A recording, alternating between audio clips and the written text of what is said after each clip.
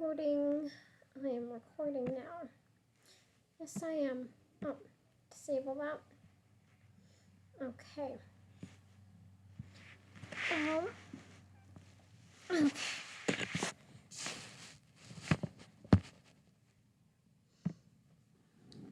Last we left off, I'm like pretty close to the center of, to the middle of the book, being in the middle of the book. Because this book is 341 pages, and I'm like 137, so I'm pretty good. Okay, but let's see, how much do I want to read? This is a big chapter.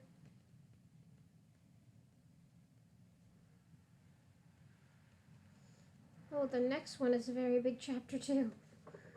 Ooh, oy vey. I think I'll just read these 2 chapters then. Because, and then after that it's a very short one. And then after that, it's another fairly long one. Okay, but hold on just 1 second.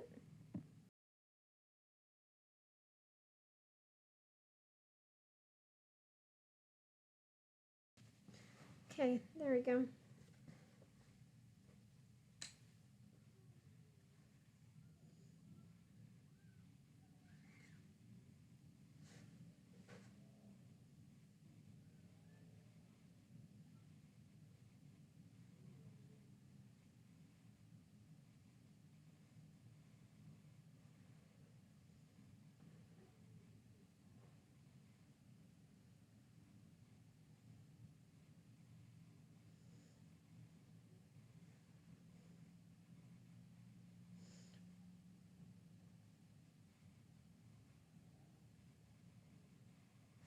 Okay, sorry, I was getting distracted.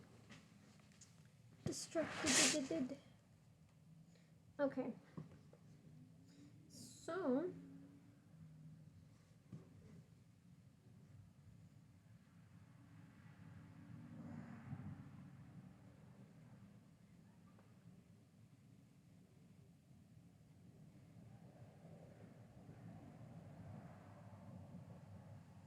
okay. So yeah, last one we left off was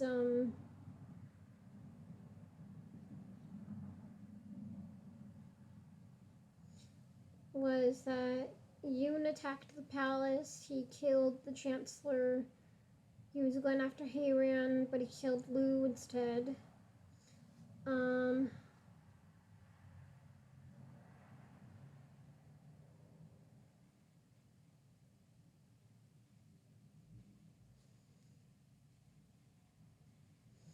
And then Chajin was just like, told told Kyoshi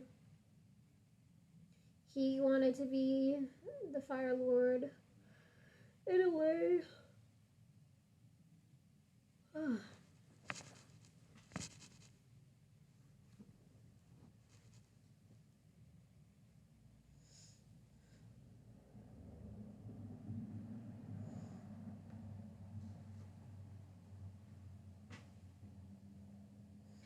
Alright, but yes. On to the big chapter. This chapter is called The Ritual. The Ritual. Kyoshi drifted on her great raft of a bed in the red ocean of the Avatar's quarters. She couldn't tell how many times she'd been woken up throughout the night by her dreams. Each time her eyes opened, she would stare at the painted ceiling, her mind racing until her vision blurred into the patterns of swirling crimson. She was wide awake and already dressed when a servant came to rouse her. Nor Nor was she surprised to hear that Rangi and Heiran were also up and waiting to speak with her. The servant behind her, not the servant behind her, the servant guided her to a balcony on the upper floor. Set.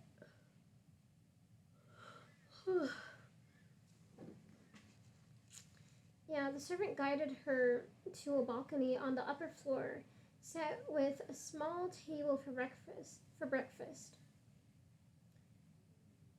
The sunrise view was marred by the gray wall that ringed the palace, but they were high up enough to see light peeking over the edges of the caldera.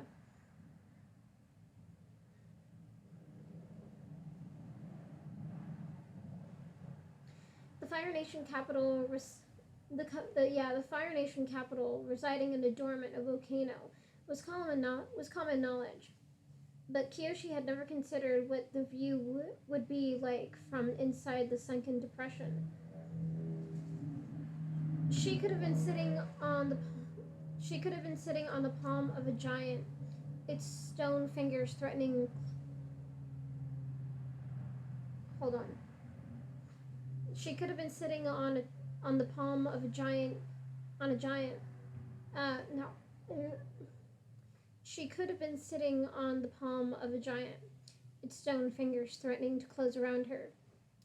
Rangi and Heiran were already wolfing down their breakfast of bland gruel and salted vegetables. The blazing spices and oils that had slathered the party food now lay to the side of the table in small pots to be added to taste. Even Fire Nationals took a break from hot flavors first thing in the morning. Kyoshi was always amused by how swiftly Rangi plowed through her meals, her delicate features at odds with her ferocious consumption. Her mother was no different. They'd probably developed a habit in the barracks of eating as fast as possible to avoid wasting time. Sit and eat. Sit and eat first. Yeah, sit and eat. Sit and eat first, Heiran said to Kyoshi, pointing at the food with her chopsticks. We're going to need your energy, and I hear you're in the habit of skipping meals. Rangi watched Kyoshi's every bite, a fresh humiliation brought on by Jinpa's tattling. The Avatar was no longer trusted to feed herself properly. I'm going to get you back for this, monk, Kyoshi thought as she chewed and swallowed under Rangi's scrutiny. Somehow, someday. Once they finished, Heiran leaned back in her chair and let silence fall over the table. She watched the light extend its reach across the grounds. So, she said, Yoon wants to kill me. The sound of Rangi's knuckles tightening could be heard in the morning stillness, but Heiran stated it dryly, like she was noting the color of their napkins, a detail in an official report. He escaped not only the palace, but a full lockdown of the caldera.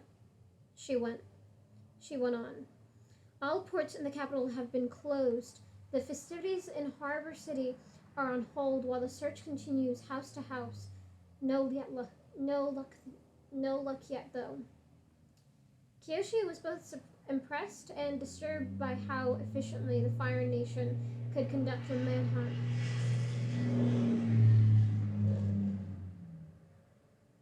Gross.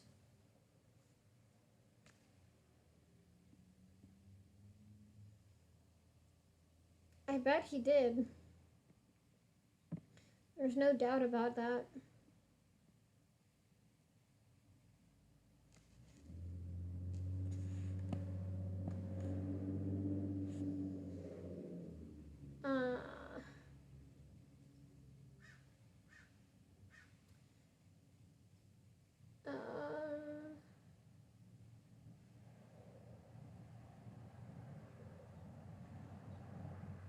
Yeah, Kyoshi was both impressed and disturbed by how efficiently the Fire Nation could conduct a manhunt. Maybe there's maybe there's another angle that could help us find him. She told them. She told them her conclusion that had germinated in the gallery and and taken full root overnight. She discussed the possibility with Rangi, but Heiran was hearing it for the first time. Let me say that again. Maybe there's another angle that could help us find him. She told them her conclusion that had germinated in the gallery and taken full root overnight. She discussed the possibility with Rangi, but Heiran was hearing it for the first time.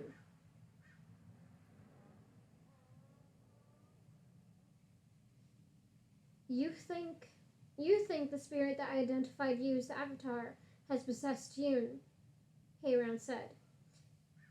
Kyoshi nodded. Jianzu called it Father Glowworm. He said it fought with Karuk in the past. The spirit could be controlling him, or maybe it altered his mind. She noticed Rangi frown deeply, but put it aside for now. I've never heard the name, Heiran said. During the time our groups... Yeah, during the time our group spent together...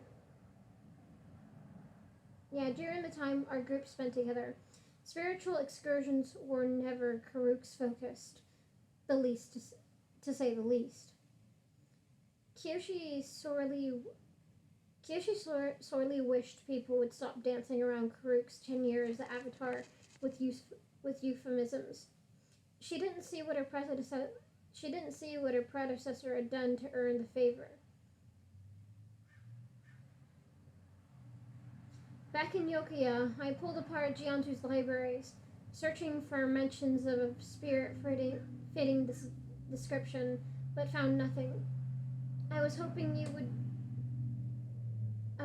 would have some recollection. Better to ask Karuk himself. Kyoshi thought Heiran was brushing her off until she remembered she was supposed to be able to commune with her past lives. The statement was meant literally. It would have been foolish to hide her spiritual troubles any further, so she gritted her teeth and confessed.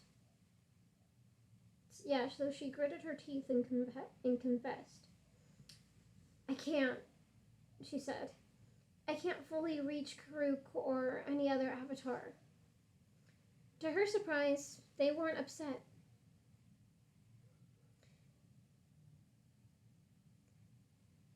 Communing with their past lives is one of the most difficult and complex feats an Avatar can perform, Heiran said.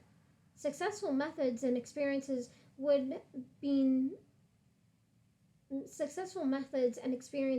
have been known to vary between generations. I wouldn't advertise your problem, but I wouldn't beat yourself up about it either. Kyoshi was relieved down to the bone. In one matter regarding her broken, rocky avatarhood, at least one matter, she wasn't at fault. What a difference it made having someone older and wiser to give her advice. Heiran stared over the edge of the balcony and drummed her fingers against the table. I have an idea, she said. I know a friend of Karuk's who spent more time with him after our original group went its separate ways. He used to be a fire sage stationed in the capital, but these days he maintains a small shrine in North Chungling. He's an expert in spiritual matters. If anyone could give us answers, it's him. North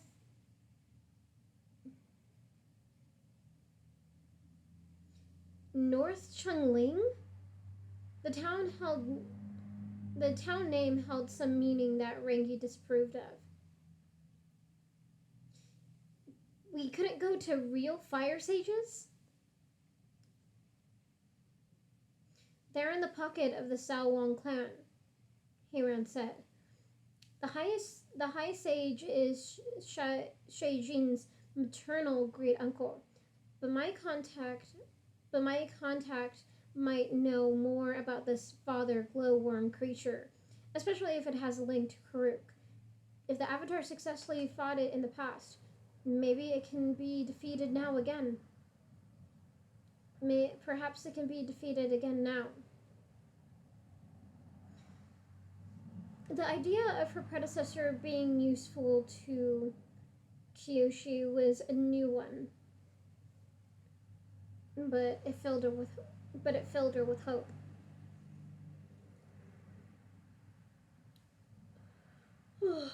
Excuse me.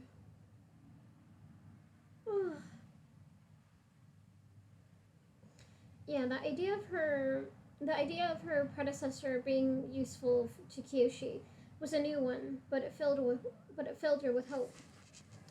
Karuk's friend could teach her how to break the spell Yoon was under. She could save him. Ow, hold on.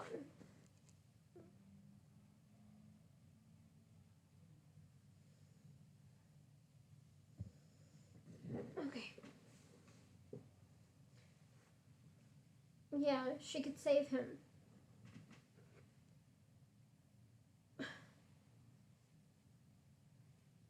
This was her edge, the one she'd been missing in the Earth Kingdom. We have to go.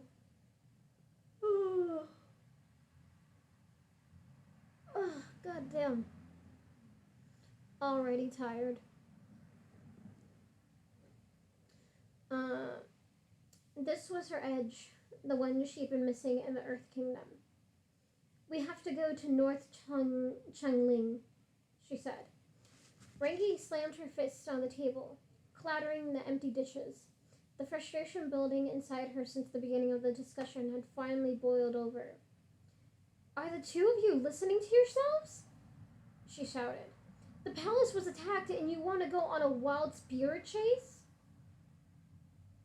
Let me say it again. The palace was attacked and you want to go on a wild spirit chase. Kyoshi's optimism was too fragile to withstand any debate. She needed Rengi completely behind her, not throwing up resistance. How else are we going to get the old Yoon back? She snapped.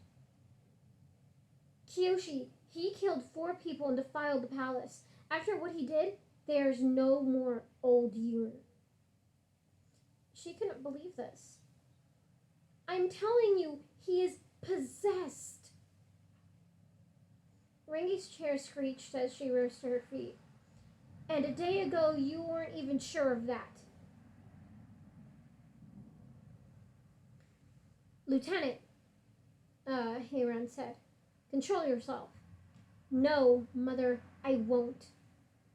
Her choice of words was a retort to Heiran's use of rank. I'm not going to sit here calmly and listen to you entertain Kyoshi's wild guesses about spirits instead of coming up with a defensive plan for your own safety. I know you both feel terrible for what happened to Yoon. I do too. But after what we all saw, it would be utterly foolish to treat him like anything but the danger he is.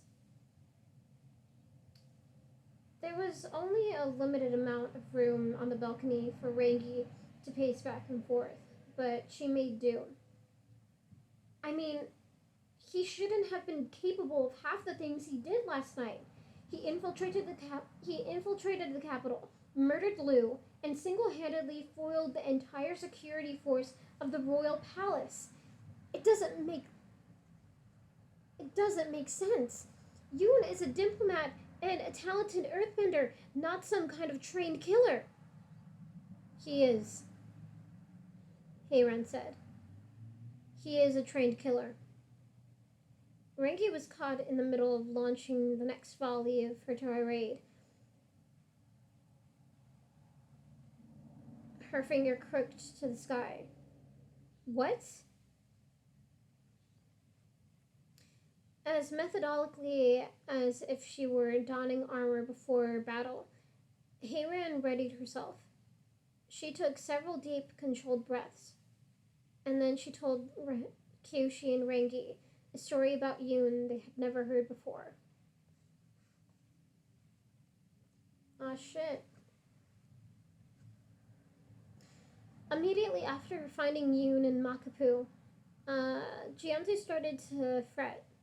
Dao Fei and corrupt politicians alike had profited greatly from the absence of the Avatar. Karuk's early death showed how disastrous it could be for the world if the cycle were renewed at the wrong time. Yoon needed to be able to defend himself from attempts on his life.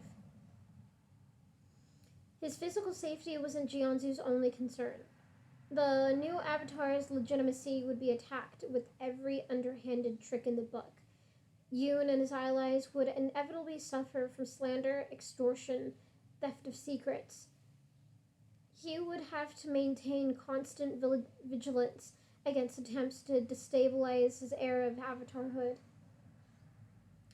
Yoon's enemies would come after him as spies, sowers of chaos, and assassins. And in Jianzu's eyes, there was no better protection than to make sure Yoon possessed those same skills himself. That had been Master Amok's role in Yokuya. Heiran explained.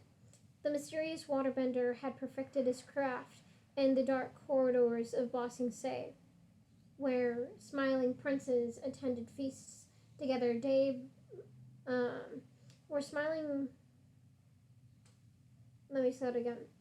Yeah, the mysterious waterbender had perfected his craft in the dark corridors of Ba Sing Se, where smiling princes attended feasts together by day, and waged hidden wars of secrets and daggers against each other by night. Master Amok had not only trained Yoon to resist poison, but also taught him how to use it. Atuat's brother had instructed him how to eliminate enemies with knife and bare hand. The lessons had been limited to theory, but like in every subject, save firebending, Yoon had to show. But like in every subject, save firebending, Yoon had shown to be a talented student. Kyoshi tried to reconcile what she was hearing with the boy she knew. Yoon had abhorred Jianzu's butchering of the Yellownicks, but he'd also mentioned how much he'd enjoyed learning from Master Amok. Jianzu must have been slowly working on moving Yoon from the abstract to the practical.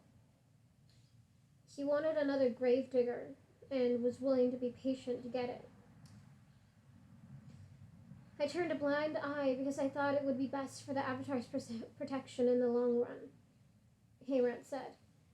I am so sorry for what I allowed him to do to Yoon, she told Kyoshi. She hadn't been referring to bending training.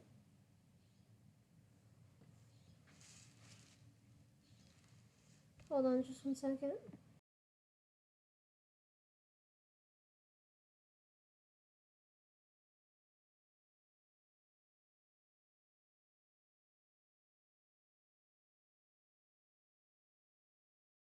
I am good now. Okay.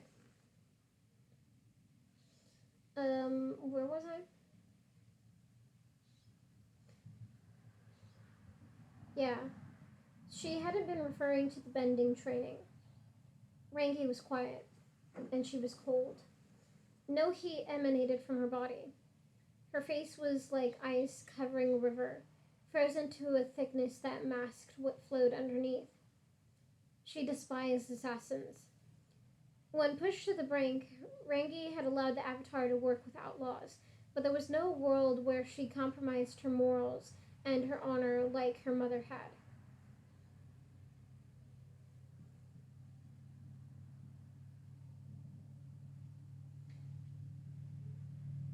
A spirit didn't turn Yoon into a monster, she whispered to Heiran. You did. I'm sorry. Rangi grabbed the table by its corners. She rose to her feet.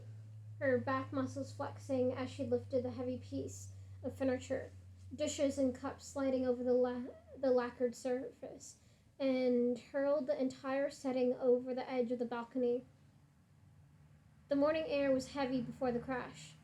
By the time the table hit the ground, and the sounds of wood groaning and porcelain smashing, table flip. Oh yeah, she did a table flip.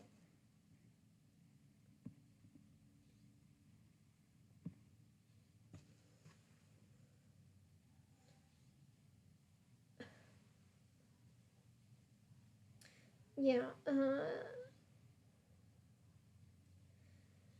yeah, the morning air was heavy before the crash. By the time the table hit the ground below, and the sounds of wood groaning and porcelain splashing like raindrops reached them, Rangi was already leaving. Heiran made no move to stop her daughter. She sat across from Kyoshi as if it were. She sat across from Kyoshi as if this were a normal occurrence, a standard outburst. With nothing between their chairs to occupy the space, Kyoshi felt overexposed. Is anyone hurt? Heiran asked calmly. Kyoshi glanced over the railing and shook her head. Heiran pointed her chin at the door Rangi had vanished through. You should go talk to her. You might be the only person who can right now. I need you to confirm something first.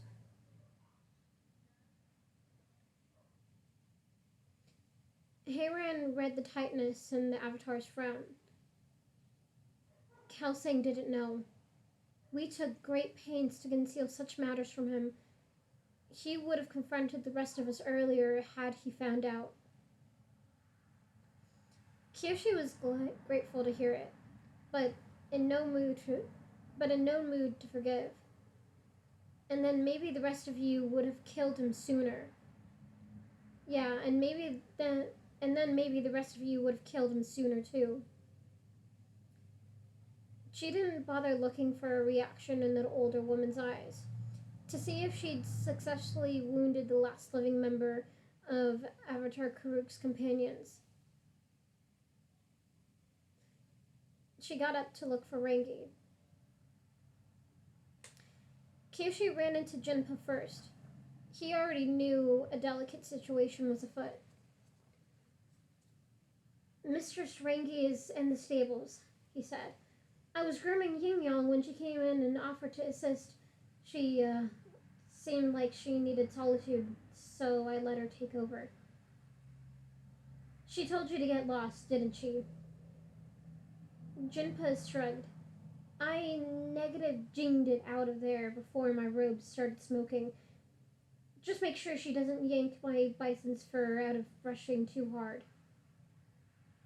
Yeah, just make sure she doesn't yank my bison's fur out by brushing too hard. Kyoshi followed his directions down the halls to the palace until she came to another garden facing exit. It revealed a freestanding longhouse that smelled of fresh cut hay.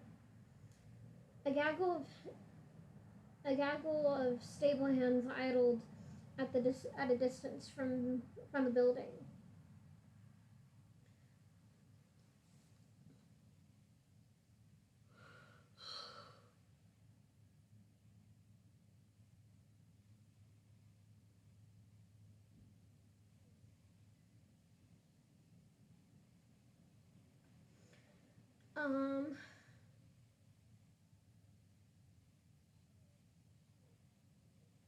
Yeah, a gaggle of stable hands idled at a distance from the building, looking confused about what to do with their hands. Kyoshi knew they'd been ordered away. Where they stood marked the edge of Rangi's blast radius. She went to the largest pen and saw Yin Yang, his fluffy bulk taking up most of the room inside. His saddle hung off his back at an angle, and only one side of his fur lay smooth. lay smooth and flat. He grunted at Kyoshi as if to ask, "Is someone going to finish the job?" The sound of sniffling gave away Rangi's location. She found her by Yin Yang's second and third right legs, sitting on the hay-strewn floor, tucked into a ball. Kyoshi's instincts were to lean down and wrap the smaller girl in her arms.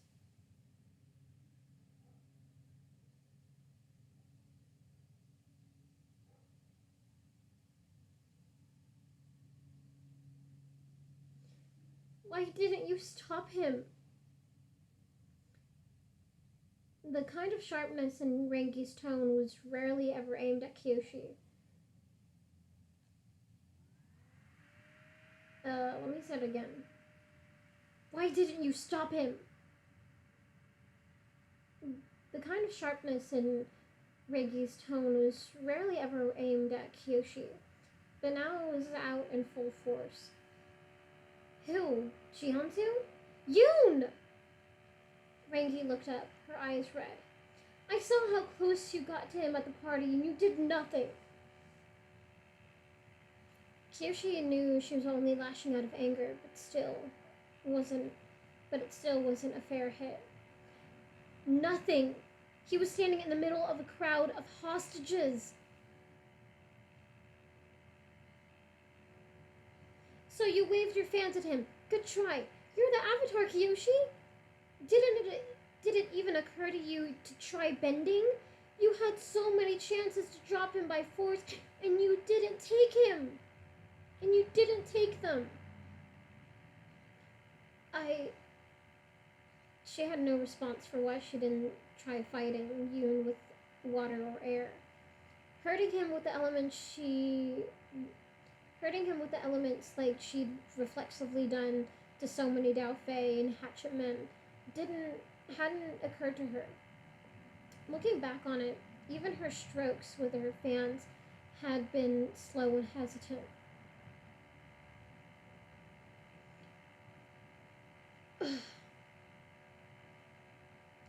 The shame inside Kyoshi twisted into something hurtful.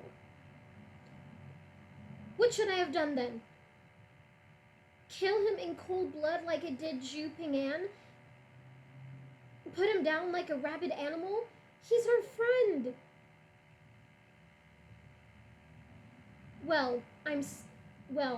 I'm glad you still have room... Sorry, I got...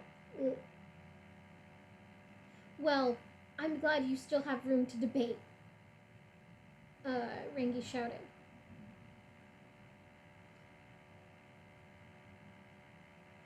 I no longer get to decide how I feel about Yoon. He took that choice away from me. What if he hurts you, Kyoshi? What if he attacks us again and you hesitate and he hurts you? Kyoshi punched the wall over Rangi's head. He wouldn't! Dust trickled from the ceiling, catching the rays of sun peeking into the stable. To be honest, man, she was just trying to do the right thing, man. It's her friend.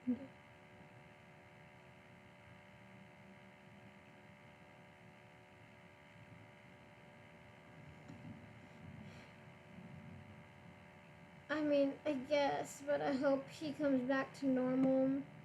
Though I don't think that's ever gonna happen. But we can dream.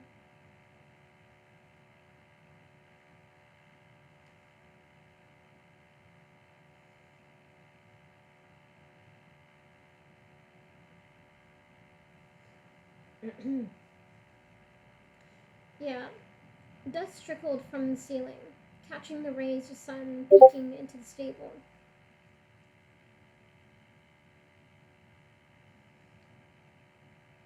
God damn it, Chandler. Why do you have to do that? What if that does end up... What if that's what ends up happening? You just spoiled the book for me. Leave it to this guy to ruin everything. Man. Okay. Actually, let me just drink some water.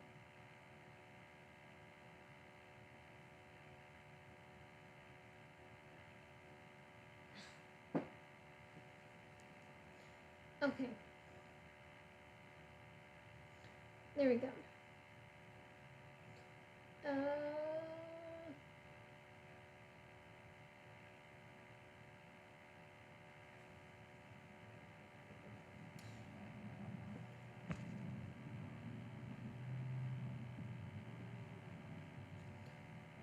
Okay. Dust trickled from the ceiling, catching the rays of the sun peeking into the stable. From where she sat,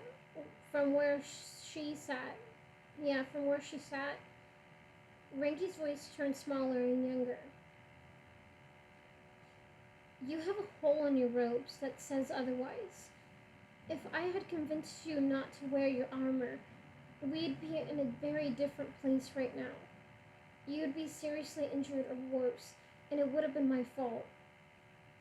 She lowered her eyes and curled her knees closer. I couldn't live with that any more than I could live losing my mother again.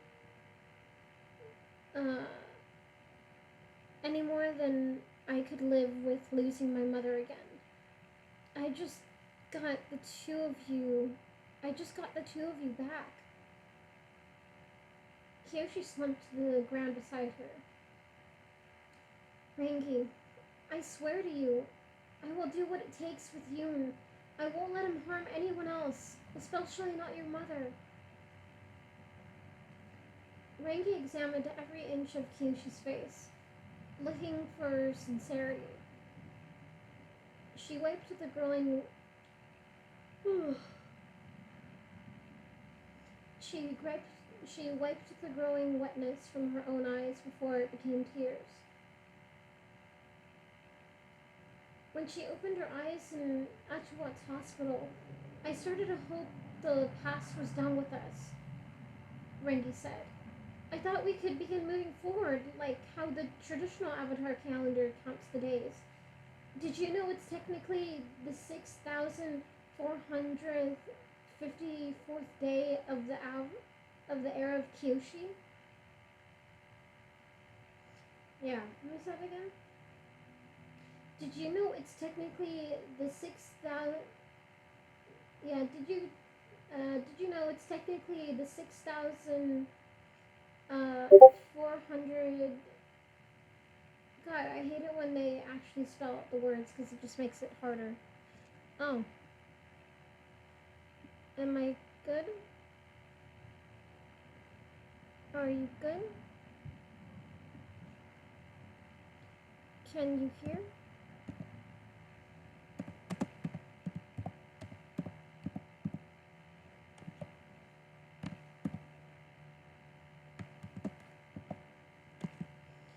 Can you hear me? I don't think it's my internet. Can you hear me? Hello? Hello?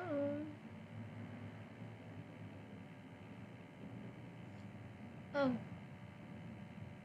Do you need me to go back?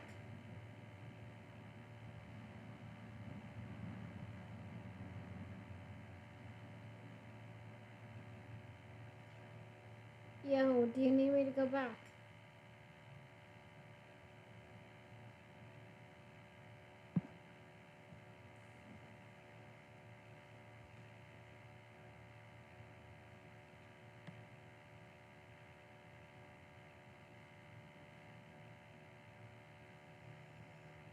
Do you need me to go back?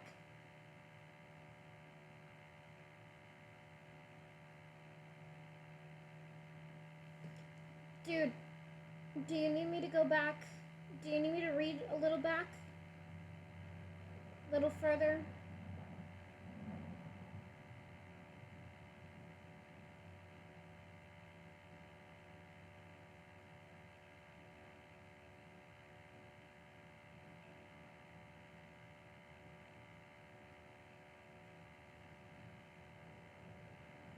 No problem. Okay,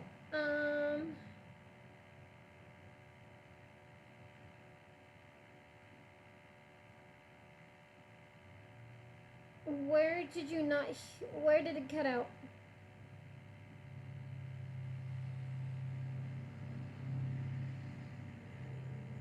Do you remember where it cut out?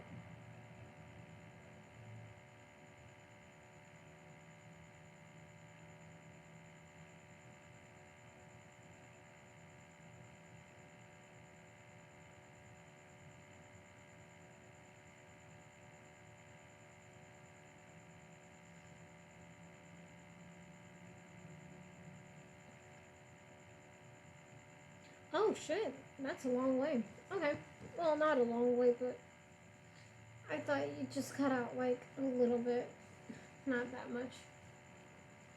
But yes, I will do that. Yeah, dust trickled from the ceiling, catching the rays of the sun peeking into the stable. From where she sat, Rengi's voice turned smaller and younger. Okay, you're typing something.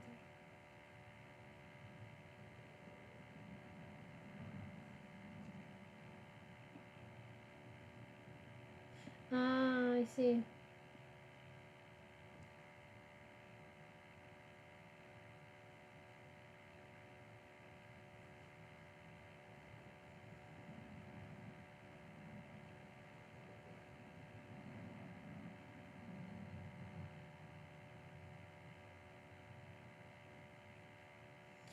Oh,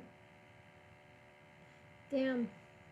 I did drink some water, but that was like for like 5 seconds. But I'm gonna drink some more water right now. Okay. I am done drinking the water now. Now back to the book.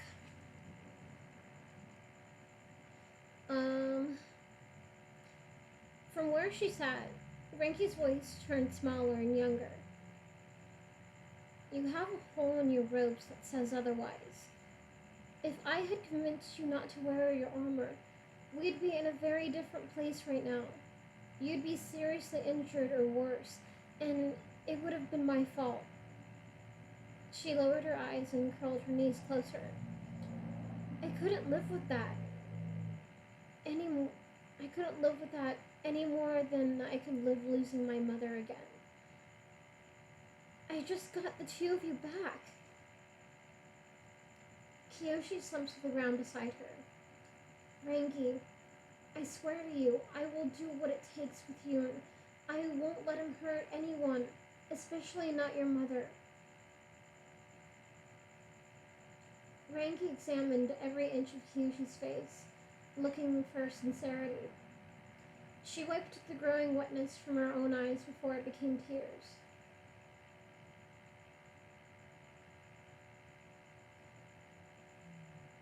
When she opened her eyes in Atuat's hospital, I started to hope the past month, not the past month.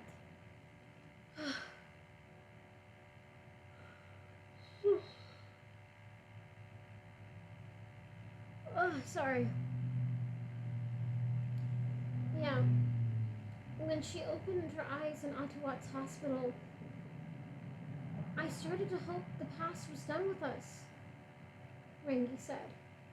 I thought we could begin moving forward, like how the traditional Avatar calendar counts the days. Did you know it's technically the 6,454th day of the era of Kyoshi?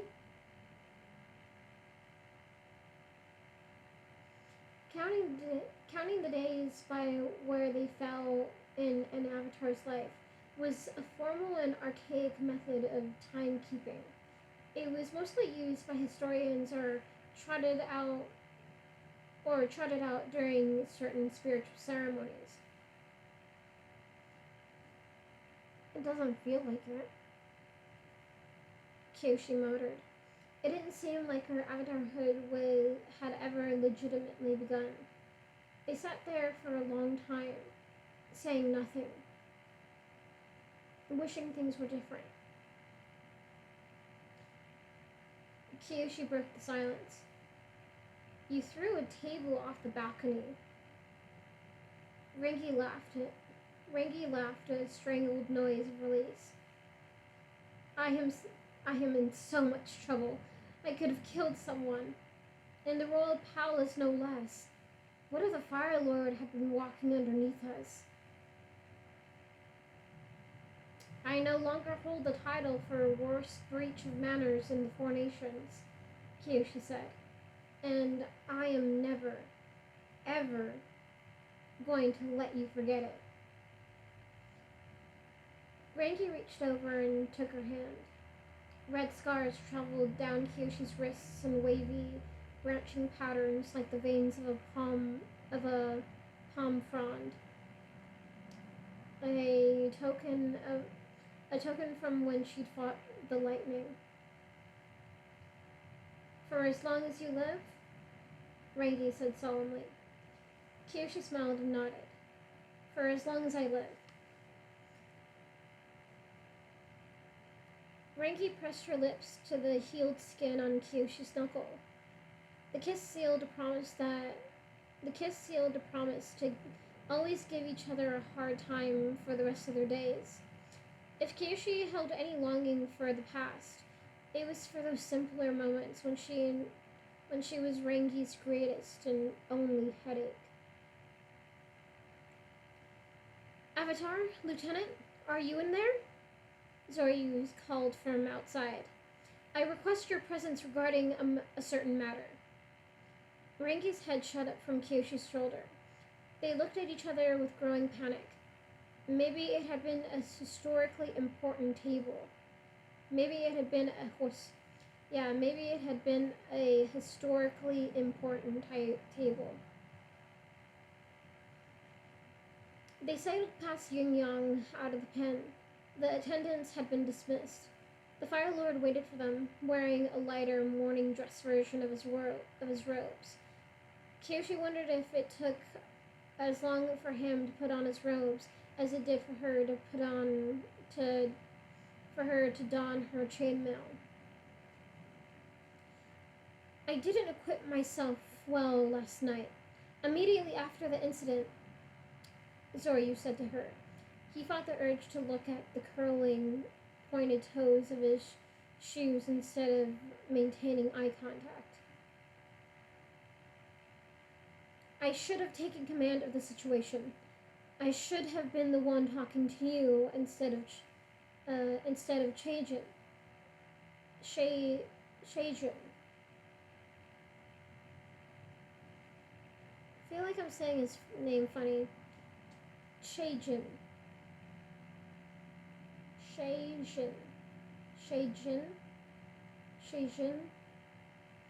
Yeah, I feel like I'm saying it weird, but maybe it's just me being like that.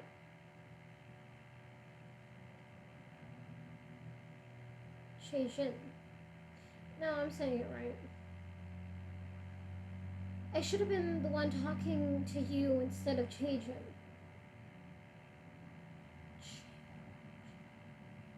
I swear, when it comes to my brother, I feel like my wits leave me. Certain people, they turn you into who you were before.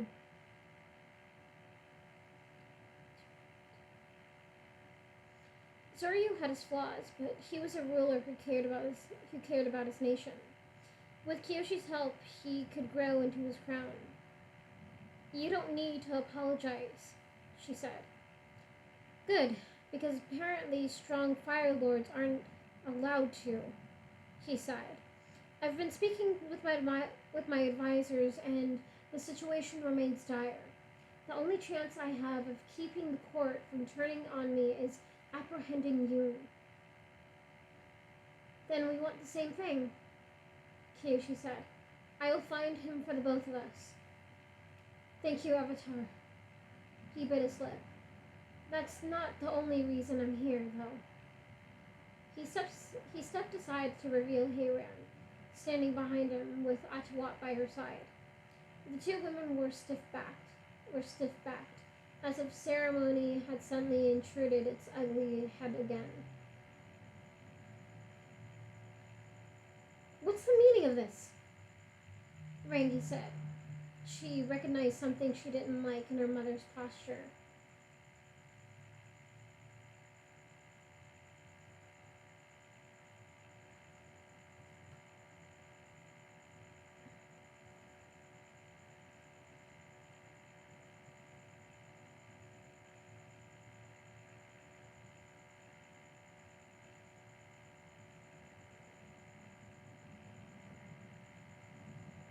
Okay, sorry, I was reading ahead when I shouldn't have, but I was just like, wait, what's happening? Okay. What's the meaning of this? Rangi said. She recognized something she didn't like in her mother's posture. Atuat is my second. Atuat is my second, and the Fire Lord is my witness, Hayran said. Without her cane, she carefully sank her knees on the grass. She reached behind her and unsheathed a wickedly sharp knife. No! Rangi started forward. Mother, no! Hayran pinned her daughter in place with a glare. After what I've done, you would protest? Consistency, Lieutenant. No one gets to escape the consequences of their deeds. This was a long time in coming. She grasped her top knot. She grasped her top knot with one hand and placed the edge of the knife on it carefully. For failing to recognize the true Avatar, she said, holding Kyoshi's gaze. For not protecting my friend Kelsing. Hayran looked to the Fire Lord. For letting my former pupil dishonor our nation. And finally, Rangi. For not being worthy of my daughter's esteem. With one swift stroke, Hayran lopped off the bundle of hair and tossed it to the ground before her. Her dark silken locks, salted with gray strands, billowed down her face and neck. Rangi shuddered at Atuat as... I know, damn.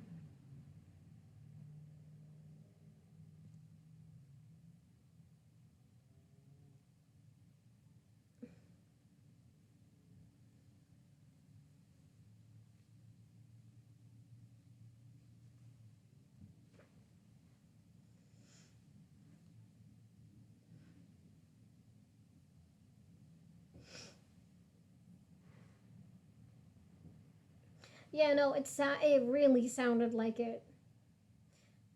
I skimmed over the whole when it sounds like she's gonna commit seppuku or seppuku, and then I read the whole top knot thing. I'm like, oh, but as I was reading, I'm like, man, this sounds a lot like someone who's gonna try and kill themselves. But gratefully, that did not happen.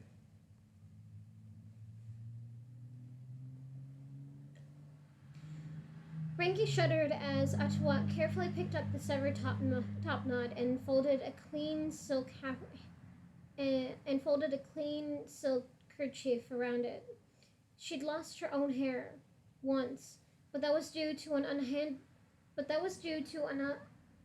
underhanded tactics of an enemy far away in the Earth Kingdom. Regrettable and traumatic, but more akin to a war injury. Hayran had acknowledged her personal dishonor right in the beating heart of their own country, in front of the Fire Lord.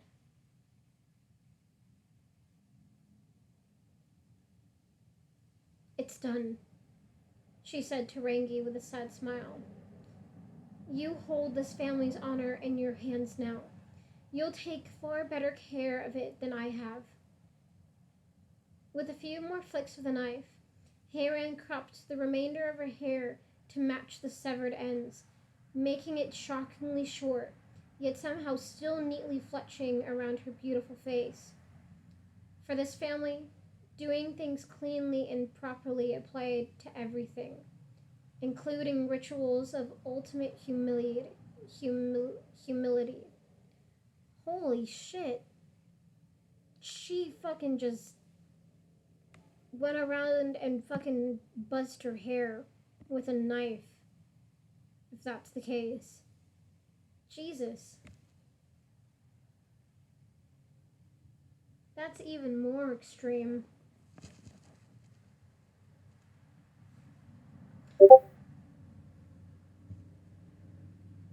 Oh, yeah.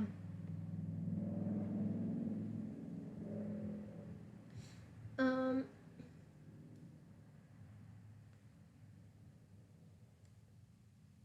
Atwat took the knife from Hayran and helped her up. In a way, the doctor made the ideal second. She would do as her friend requested, without the hesitance a noble of the Fire Nation might have at seeing one of its most illustrious figures fall from grace. Rangi, on the other hand, was apoplectic. She'd been robbed of her righteous momentum, had her pockets picked. There was nothing she could say any more to her mother in anger. Hayran let her daughter flap and fume another minute before deciding they'd wasted enough time, letting witnesses have their say. Even family members did not appear to be part of the top knots. Letting witnesses have their say. Even family members did not appear to be part of the top knot severing ritual. All right then. North Chungling it is. All right then. North Chungling. She peered inside the stable at Yingyang. I see you haven't saddled the bison correctly. 5 people will cause the floor to shift.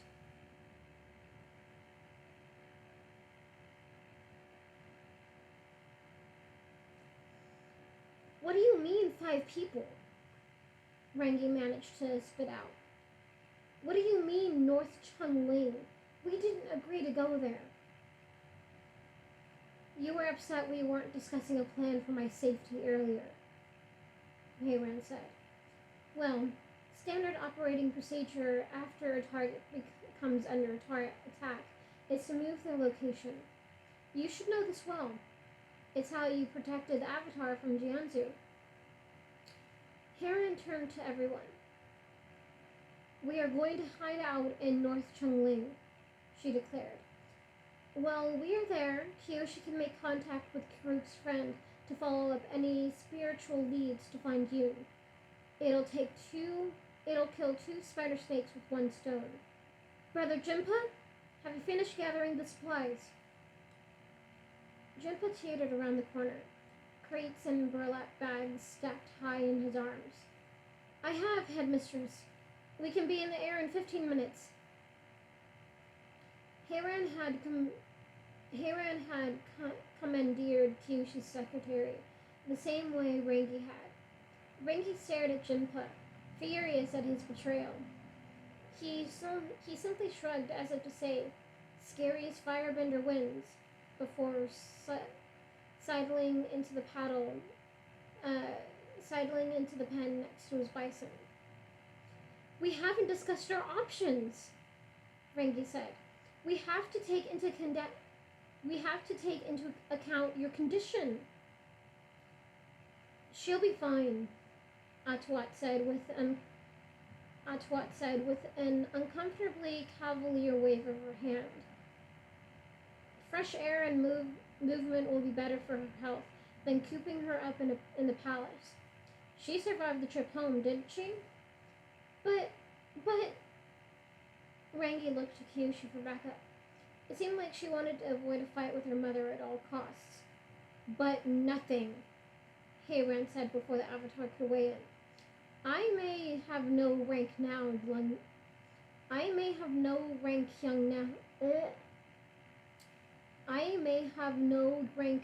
young lady, but you are still my daughter. I am telling you that we are going on this trip, and I don't want to hear any further complaints spewing out of your mouth. Now hush! Young lady? Kyoshi had seen the headmistress give the lieutenant orders before, but this was some kind of new and frightening relationship that had been unshackled. Granky's mouth bent into a shape Kyoshi didn't know it could achieve. I'm officially an Avatar's companion. Oh no. That I read that and I thought that was Rangi speaking. No, it's not. I'm officially an Avatar's companion! Atwat whooped, throwing her fists in the air. The sudden noise startled Yin Yang into smashing Jinpuk against the side of the pen. I'm going to get one of those fancy ink paintings of us commissioned for posterity. Heiran was already inspecting the sections of Yin Yang's coat Rangi had worked on. You call this grooming?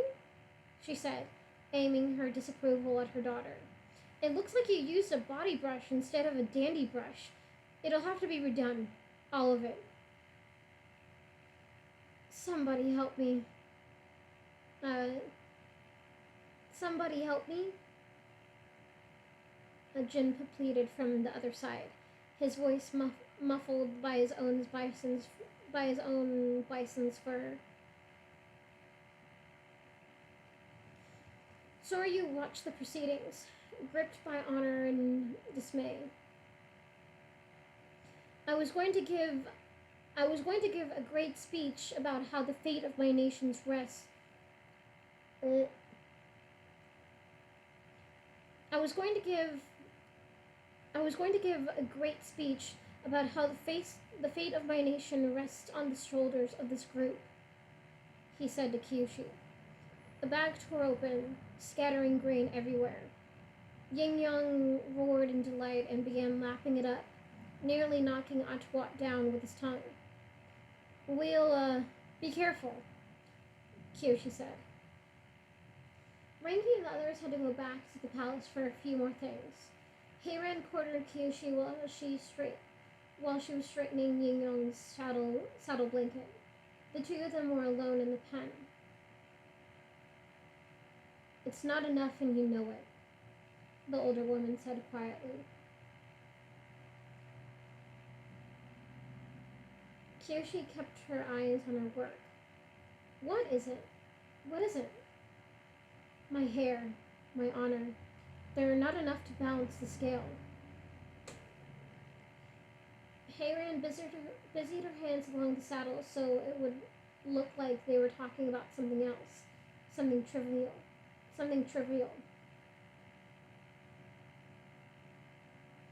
There's no escaping the past.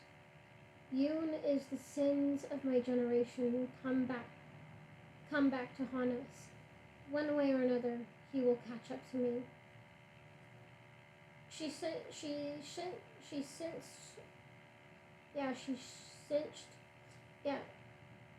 cinched one of the buckles tighter. Ranky may view this trip as traveling for my protection. You see it as a search for clues, but from my perspective, we're luring Yoon away from the palace, out in the open. I am coming with you to act as bait. Kyoshi started to protest, but Heiran would brook no argument. You will use me to draw Yoon in. You will let him kill me if you have to. I don't think you have a good chance of capturing him without a sacrifice. Rangi will never allow, which is why I am talking to you right now, not her. The stability of the Fire Nation is more important than my life. She gestured at her shortened hair.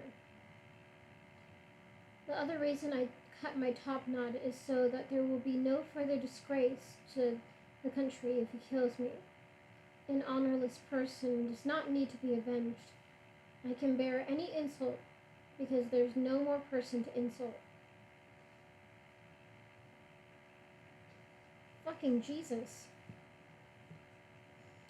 Heiran was as even and steady as the earth they stood on. As far as I'm concerned, I don't deserve to escape Yoon's wrath, any more than Jianzu deserved to escape yours. She's she's very hardcore, very much Fire Nation values and morals. Yeah, as far as I'm concerned, I don't deserve to escape Yoon's wrath anymore. Oh no! Oh no! Yeah, uh, any more than Jianzu deserved to escape yours. My death might actually close the books on this nightmare, an upside I'd accept without hesitation. The fake work reached its limits, and they turned to face each other. My daughter would never listen to me on such matters, Heiran said. But I can trust you to do what needs to be done, right, Kyoshi? Caught between two family members, Kyoshi didn't know what to say. For the sake of Rangi, she should have refused Heiran immediately. But the headmistress's chilling logic was brutal and elegant at the same time. It boggled Kyoshi how easily Heiran came up with the trade. Heiran took her silence as an answer and patted her on the shoulder. Good girl. And that is the end of that chapter. Okay. And now we are on to the next chapter.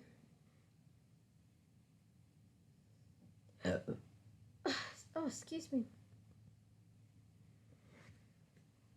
Okay. On to the next chapter.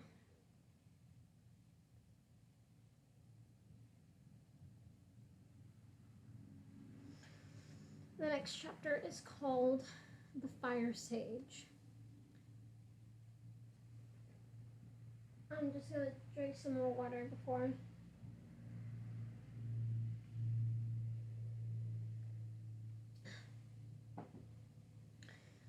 I love water, you guys.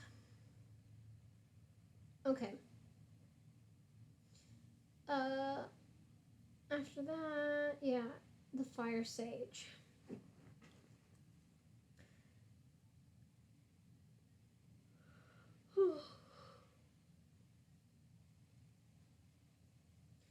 Traveling over the Earth Kingdom. Hold on just a second.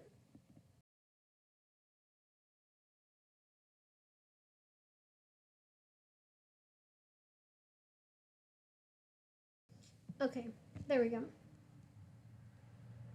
Yes, the Fire Sage. Traveling over the Earth Kingdom meant crossing vast mountain ranges, lakes the size of oceans, deserts that threatened to swallow their surrounding features. Kyoshi was used to idling large swaths of time away on a bison's back, watching the landscapes grow and shrink as she flew from one city to another. Traveling through the Fire Nation was a quick jaunt in comparison. Reaching their destination on Shuon Island, the next landmass over the capital, felt like flipping a piece of double-sided embroidery around to see what was on the back. North Chungling lay nestled inside enveloping arms of volcanic rock, a small gap of formation granting it access to the sea. They found an outcropping on the forested slope where Yin Yang could stay, rather than be forced into pens that weren't built to fit him. Despite the short journey, Rangi spilled out of the saddle, a ragged mess.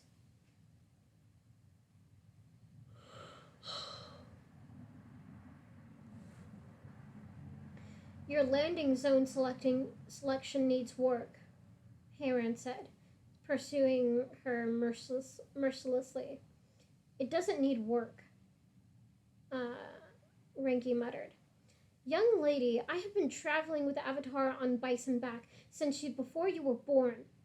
I count 2 approaches from downwind I count 2 approaches from the downwind side and insufficient forage. Do you want poor Yin Yang to get surprised by rustlers or starve to death? We're not going to be here for that long. Yeah, we're not going to be here that long. You don't know that. Does preparedness not carry the day anymore? Do we need to take down the door sign at the academy? It had been like this the whole flight. Kyoshi took Rangi by the hand before she burst into flames. Why don't we, scout ahead? Why don't we, scout ahead? She dragged her away from the group, down the trail leading to the settlement. Jinpa and Atuat stayed behind, walking at Heiren's pace. They'd been mostly quiet throughout the trip, not daring to get between any family arguments. Traveling with my mother is the worst, Rangi fumed once they had some distance. It's like being 12 all over again. How did you manage going to the North Pole together? She was comatose, Rangi said, starting Kyoshi with her flippancy. Having her constantly in my ear, on a mission with the Avatar no less, is a completely different story. It wasn't the reaction Rangi was looking for, but Kyoshi swelled with a sudden happiness. She couldn't help it. Rangi was acting so completely, utterly normal, tugged on a rope connected directly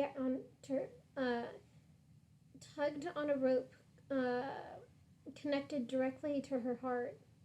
It always would. On a whim, she picked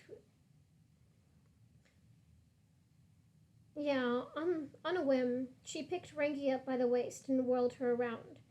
There was no one there to scold them for inappropriate touching. Rangi laughed despite herself and tried to swat her, but couldn't reach as far. Stop it! You're embarrassing me! That's the point! Most Earth Kingdom cities of good repair and repute were square, created to be plain and rigidly four-sided in the unimaginative but sufficient Earth Kingdom way. When settlements were forced into circular plots of land,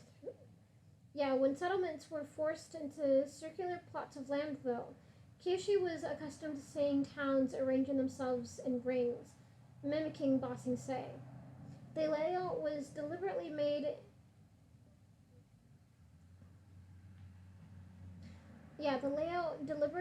it easy to see who was rich and who wasn't. But inside their caldera, the residents of North Chungling had opted to build in wedges. Houses and market stalls angled.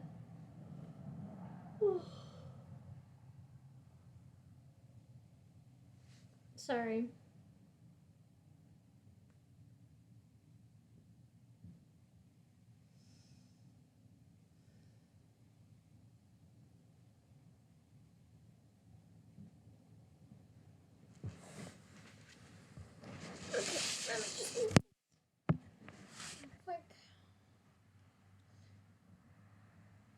I just need to adjust myself.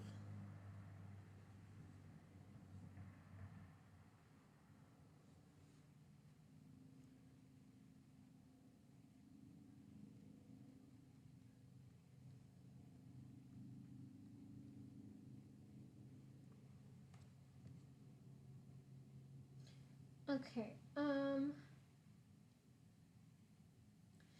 yeah, well,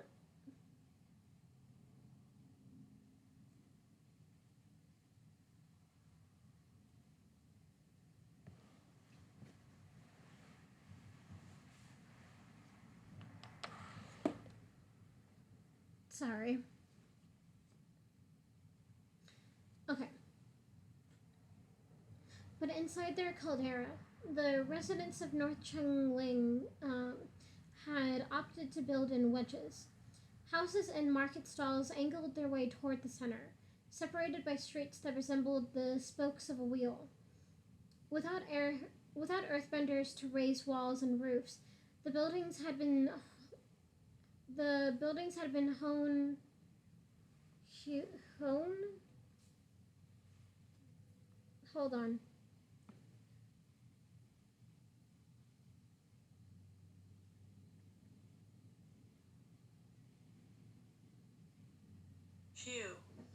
Hewn. Oh, hewn. Okay. Yeah, without earthbenders to raise walls and roofs, the buildings had been hewn from logs dragged down the slopes of the mountain. The relentless humidity warped much of the wood construction, making the town slightly tilted and confusing to look at. And no one was rich, not in the way of the Fire Nation and Earth Kingdom capitals, or self-sufficient cities like Omashu and Gaoling. As they walked through the outskirts, passing haggard stall keepers, peddlers selling rusted tools, staring mothers holding children at their hips, Kyoshi recognized the same symptoms in North Chungling as in Yokoya, trying to scrabble against unyielding soil wore down on a person in a particular way. Kyoshi realized the vaulted Fire Nation prosperity that other countries seemed sometimes envied was a bit of a stage trick. Whether it was intentional or not, the capital took up most of what outsiders imagined as the Fire Nation, due to its smaller size compared to the Earth Kingdom. And the capital would always look fine as a point of pride, hiding weaknesses, never lacking for anything. Let's do some reconnaissance and explore the fairgrounds, Hayran said. The man we're looking for is named Nyahita. Nyahita. Nyahita.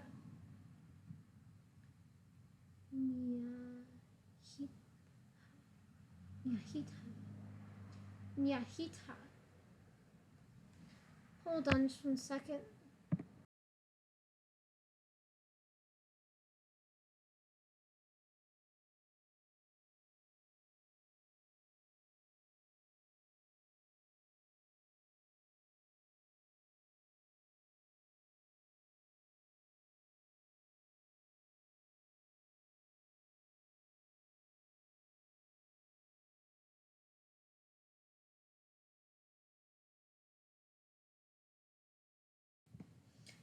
Yeah, Nyahita. Nyahita.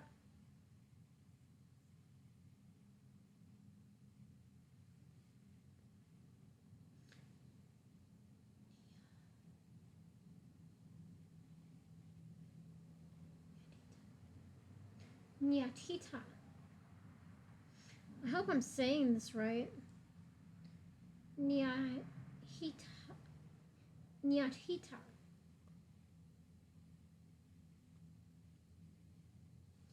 Nyahita. Yeah, Nyahita.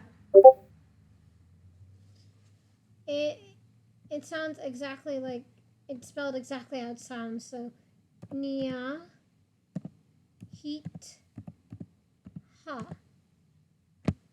Nyahita. Nyahita. It's a very weird name. So I think that's how it's supposed to be pronounced.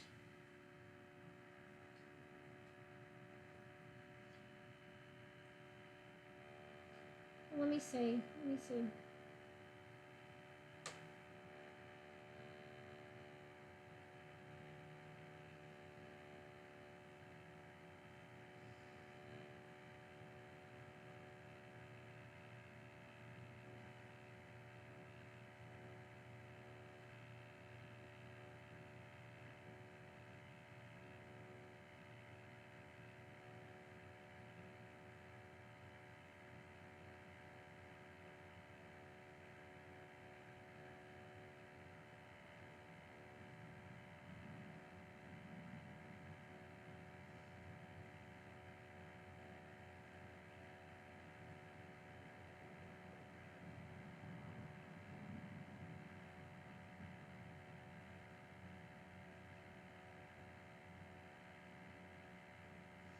Wait, I think I found a good source.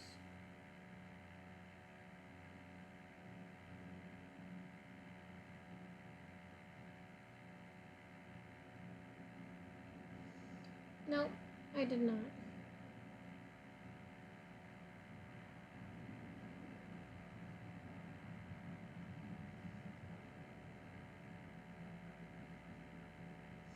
Well, that's how I'm gonna pronounce his name.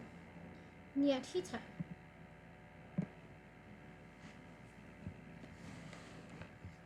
Yeah, Nyatita. Yeah, let's do some reconnaissance and explore the fairgrounds, Heiran said. The man we're looking for is named Nyahita. Nahi Nyahit. Ha. Nyahita.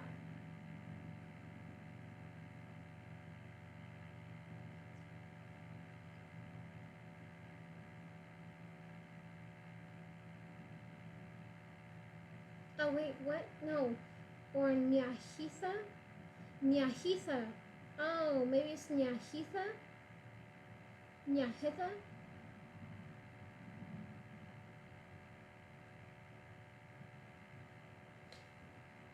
Man, maybe I'm just dumb. Nyahitha. Nyahitha sounds better. But Nyahitha.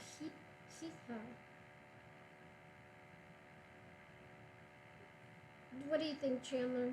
What do you think? The first one or the new one? I feel like the new one makes more sense.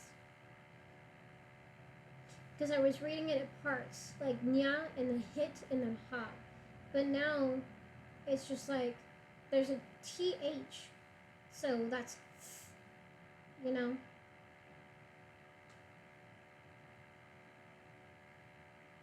Nyahitha.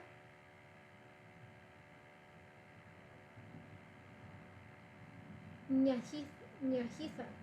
Yeah, I think that's what it was supposed to be instead of Nahita. Yeah. It's goddamn dumb. Okay. The man we're looking for is named Nyahitha. He's of the Bounty tribe.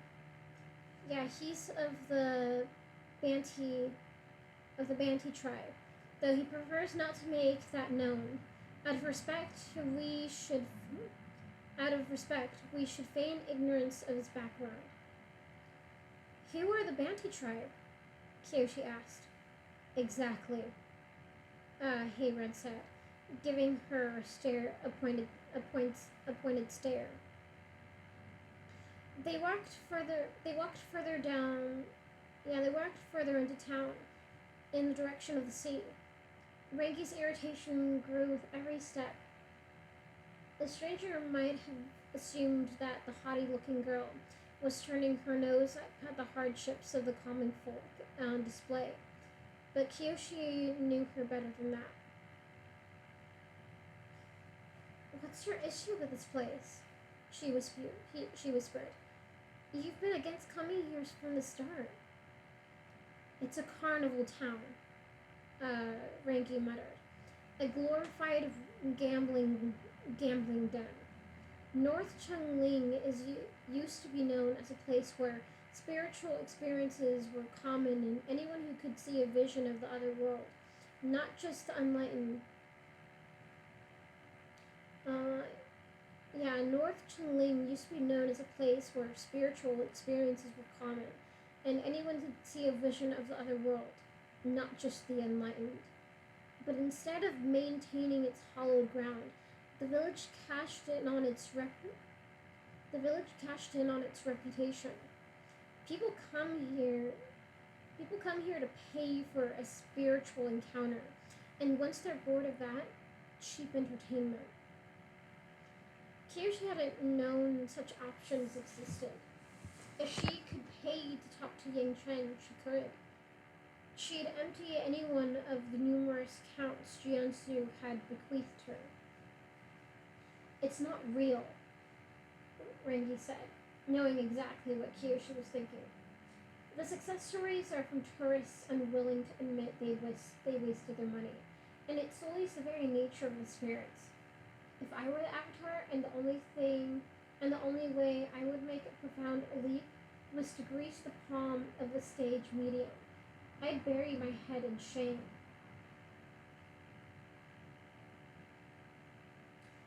They'd have to agree to disagree on that front. Ringy trudged on a few places. Yeah, Ringy trudged on a few paces before her expression softened. Still, the town shouldn't be this run down, she said. This must have been when there must have been as much trouble with the harvests as Zoryu said. It's as bad as the Earth Kingdom? Kyoshi said, raising an eyebrow. Yes, Kyoshi, Rengi said, as unflinching as always. As bad as some places we've been to in the Earth Kingdom. She kicked up the dust. I don't know what's happening in my own country anymore. Maybe I've been away for far too long. Maybe I've been away for too long. I feel like an outsider. Kyoshi looked up at the second floors of the buildings and read the weathered signage hanging from the windows. There were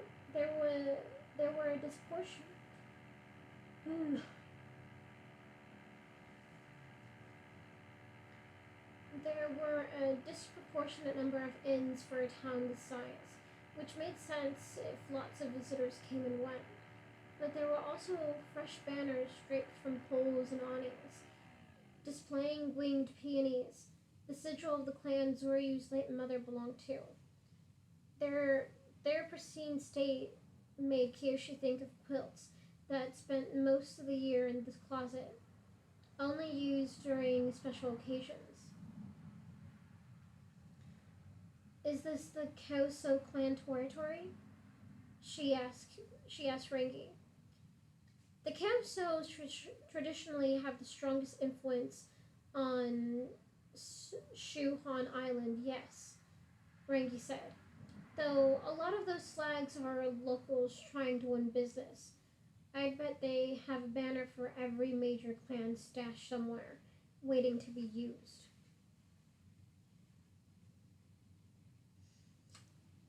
You know, and I've never asked what clan you're from. Though throughout the entire time they'd known each other, Kyoshi had failed to learn such a basic fact about her friend. Ranky laughed. There was a roughness to the sound. Say Naka. Our symbol is a stylized whetstone. We come from a teeny tiny little island to the south of the capital. Sometimes it doesn't get included on maps made in the Earth Kingdom. She purposely let a coarse up and down rhythm into her accent to let Kyoshi know how great the social distance was from the royal palace, if not physical.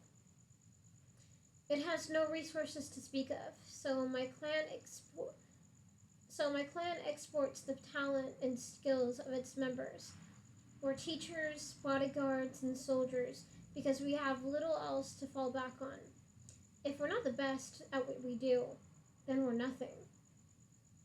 Nothing. The word echoed with bitterness and dread in Rangi's throat, and through it, Kyoshi saw deeper into the fires of her glowing. And through it, Kyoshi saw deeper into the fires of her glowing girl than she ever had before. It was the fear of being nothing that made the steel in Rangi's words and actions. Hold on.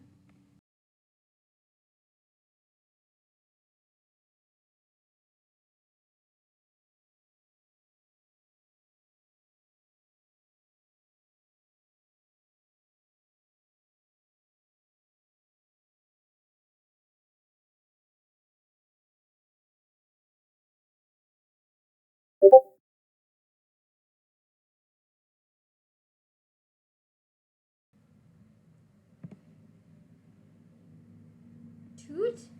What does that mean? Okay, but I am back on.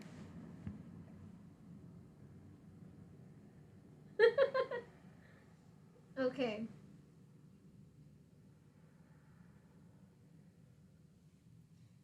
Uh, uh, uh. Well, where was I? There we go.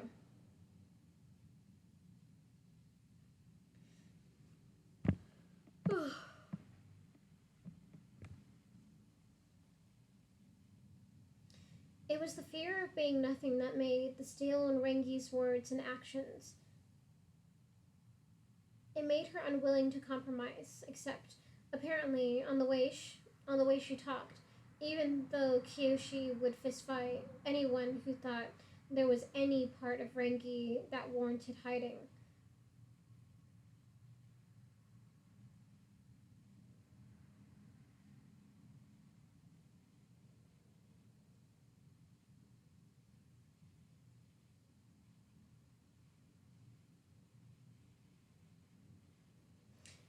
It explained the tension between her and her mother. Two perfectionists under the same pressure, locked in the same cage. I'd like to see your home, Kyoshi said. Your own little island. It sounds lovely. Rengi smiled sadly.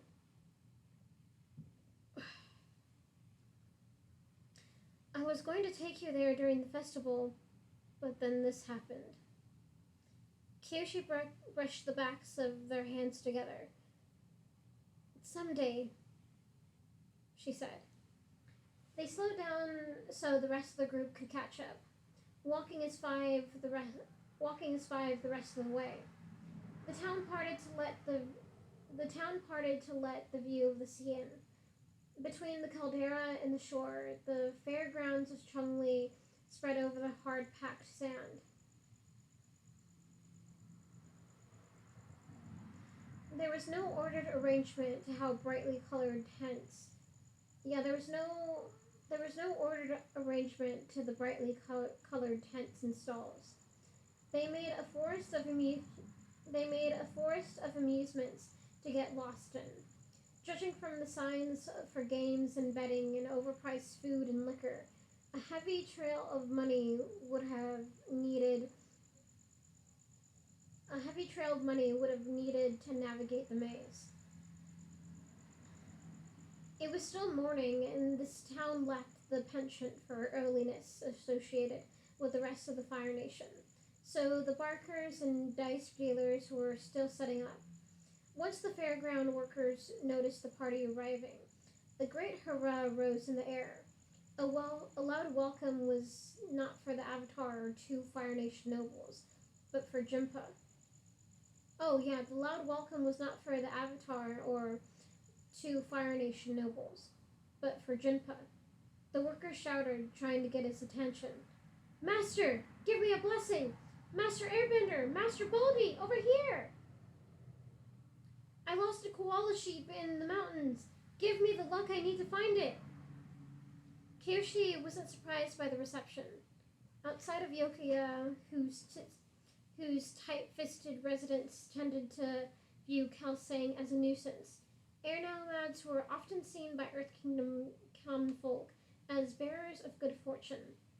Since monks and nuns would have to stop at villages across the world along their journeys from temple to temple, most peasants gladly provided airbenders hospitality in exchange for help with chores, news, and entertaining stories from other parts of the world, or a promise to relay messages to distant relatives. Having an air nomad say a few words of spiritual blessing over a newborn or baby was considered great luck among those who rarely encountered members of the wandering nation. She was glad to see the same attitude prevailed here across the sea. Jinpa stepped forward and raised his glider staff. May those whom this wind touches be successful in business and health, he shouted. He rolled his staff with its tail fins open, creating a wide, gentle breeze that swept broadly over the fairgrounds. It was a speedy and equitable distribution of luck, more efficient than trying to bless everyone in return.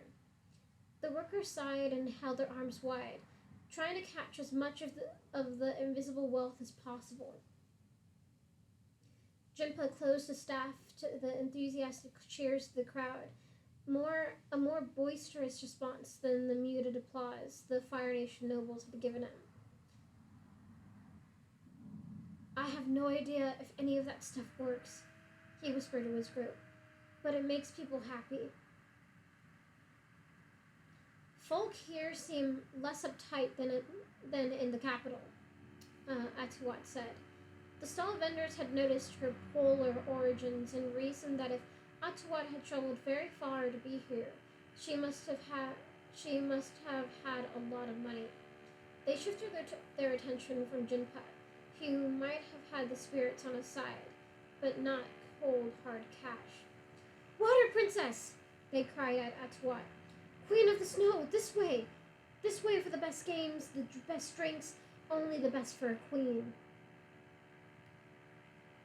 I really should be treated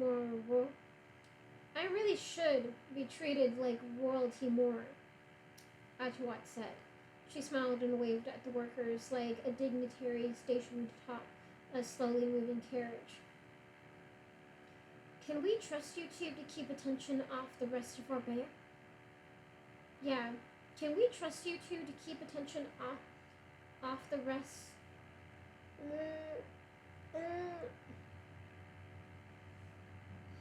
Can we trust you two to keep attention off the rest of our backs? Heiran said. Of course, Jinpa said. Seifu Ahmad and I will see to it that the three of you can conduct your business with discretion. She and I will... Oh dear, that's all of our money, isn't it? Atuat was busy dumping a large purse of coins onto a table in exchange for gambling coins. Jinpa nodded at Heiran as reassuringly as he could before joining the doctor. Heiran tried to tamp down the veins in her head with her fingers. This is my punishment, she said. When she recovered from her friend-induced headache, she led them in a meandering path through the tents, choosing lefts and rights with certainty. Occasionally she would stop and sniff the air, her nostrils flaring. Yes, it smells bad here, Reggie said. What were you expecting? We're near a rotting seaweed bed. What I'm looking for has no odor. What I'm looking for has no odor.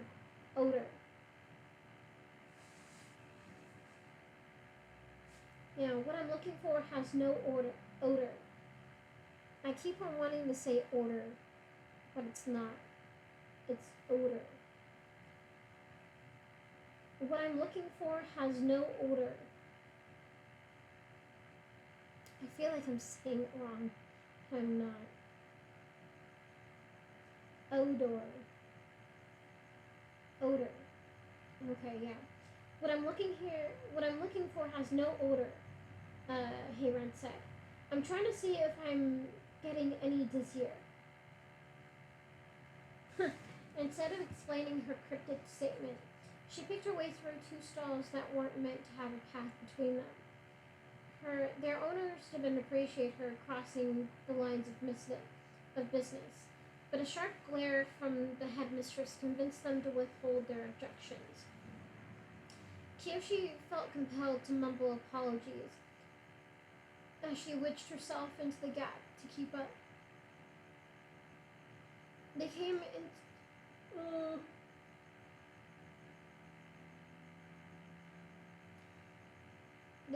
to a large tent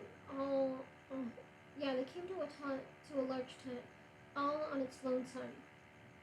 It was made of cloth greased with flax oil, in a manner of ship sails designed to let as little air through them as possible. The structure looked so stained and flammable that an errant cough from a firebender could have sent the whole thing up in smoke.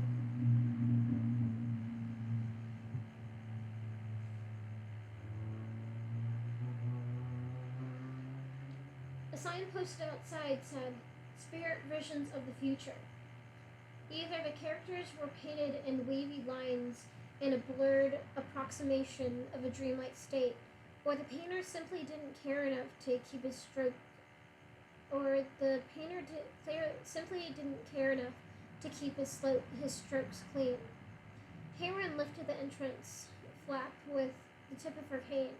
The three of them ducked inside. "Welcome!"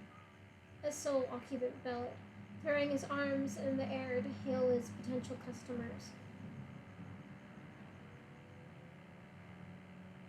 "Are you interested in divining the secrets of the spirit world?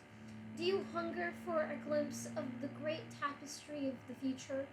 Unlike what fraudulent soothsayers and mystics might claim, dear visitor, the power for such visions lie within you. For a small price, let me merely be your humble for a small price, let me merely be your humble guide." Nathia. Nathia. Nathia. Now I lost how I pronounced it. Yeah, Nathia.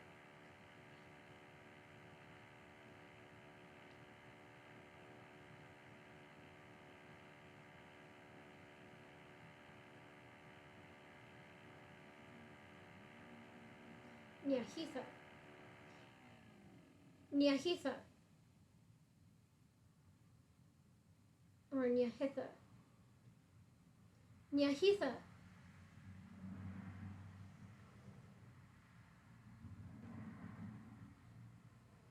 Sorry, now I'm questioning how it's pronounced again. Is it Nyahitha or Nyahitha? Nyahitha. Nyahitha.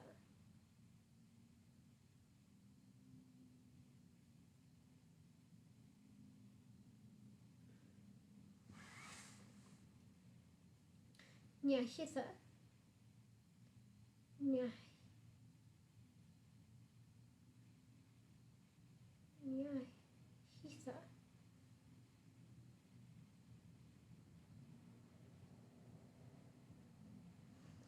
I'm stuck again.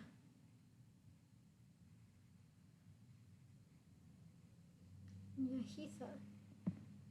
I'll just go with the same thing I've been doing. Nyahitha. Hayron said. "It's me." The man blinked, adjusting to the light they'd let in.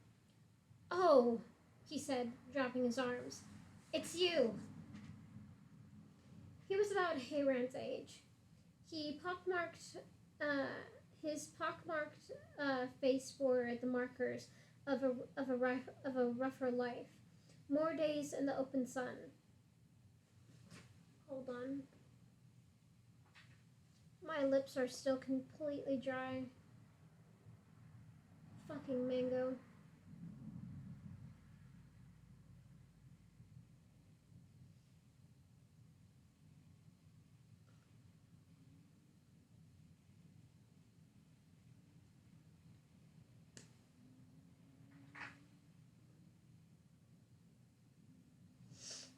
Okay.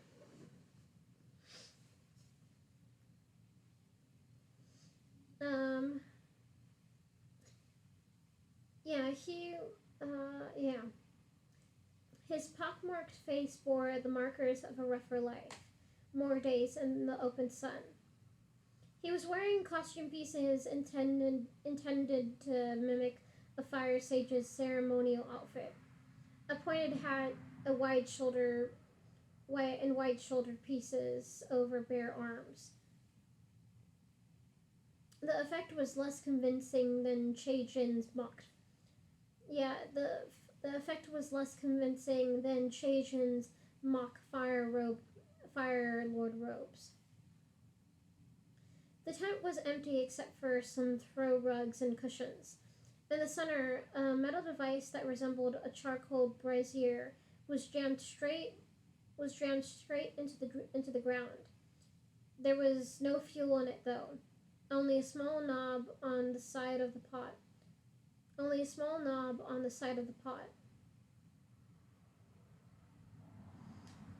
Kyoshi hoped the man would offer them a seat so she could stop cracking her neck to fit inside the tent. But he and Heiran opted to stare at each other in cold silence, drawing upon what were obviously old memories and intense dislikes. Why are you here? Nyahitha said. He'd stopped shouting and was speaking to them in a quiet, clipped tone. Let me say that again, though. Why are you here? Nyahitha said. He stopped shouting and was speaking to them in a quiet, clipped tone. Karuk's reincarnation needs your help, Heiran said, gesturing to Kyoshi. That was Kyoshi's least favorite way for people to refer to her avatarhood, but if it got her what she wanted, then fine. She bowed to Nyahitha. The sage pretender eyed her up and down. Kyoshi had the same uncomfortable feeling of being bored into Kyoshi had the same uncomfortable feeling of being bored into that Tagaka and Lagu had given her. Older folk would find her dark depths before she could herself. Sit, he said. He turned his back on them and left through the rear of the tent. They arranged themselves as best they could around the metal devices. It would be great if Kyoshi and I didn't have to waste time guessing what problems you have with this man, Rengi said, especially since you're the one who said we should meet him. It's simple, Nyahitha said, returning much quicker than Kyoshi expected. Hold on.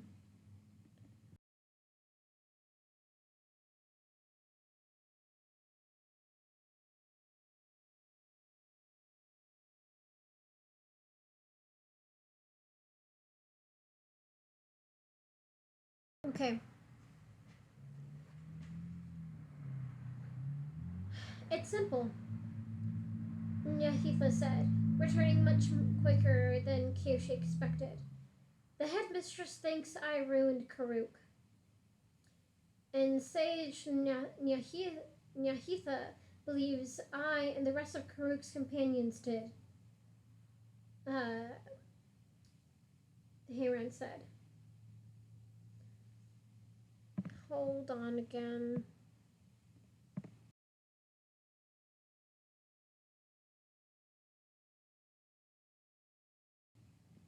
There we go.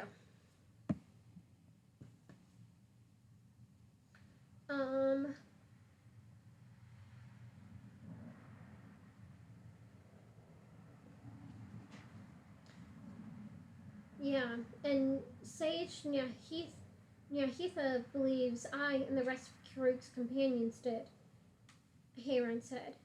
Neither of them was fazed by the others' open hostility. Nyahitha laid down a tray and filled teacups for each of them. Rengi picked hers up and frowned. Pardon me, but this is cold. No fires allowed, Nyahitha said. Do not create any heat in here. Kyoshi had never heard of a holy man in the Fire Nation eschewing flame.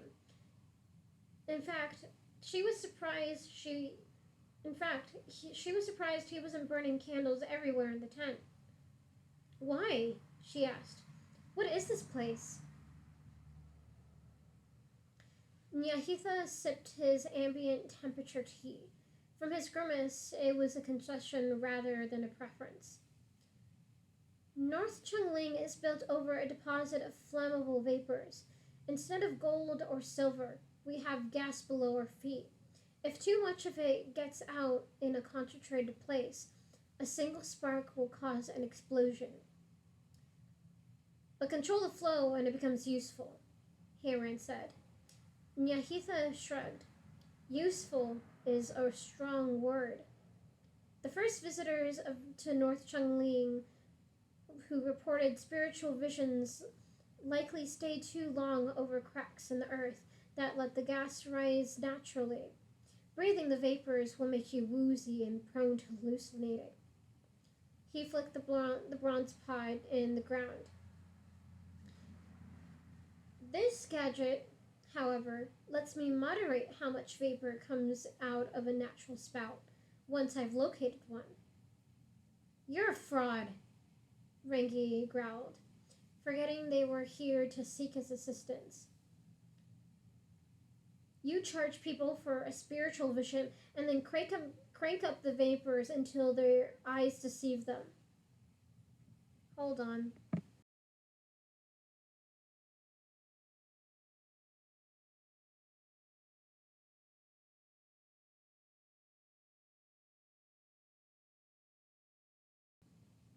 There we go. Yeah. You charge people for a spiritual vision and then crank up the vapors until their eyes deceive them. Yes, I'm guilty of that. Nyahitha clapped his hands together.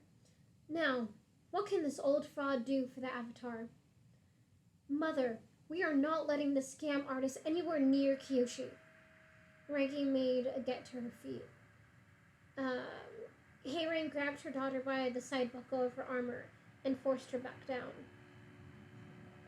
Despite my personal issues with him, Nyahitha was also a true fire sage, next in line for a high sage before the Salwang clan played dirty with the selection process.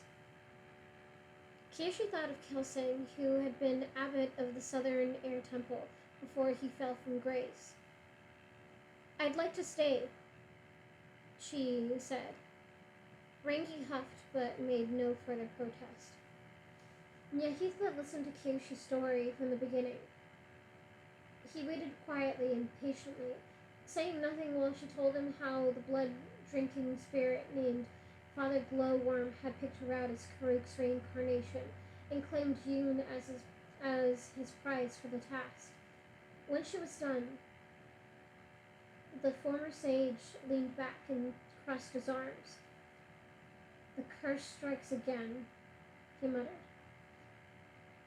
What are you talking about? Kyoshi said. What curse?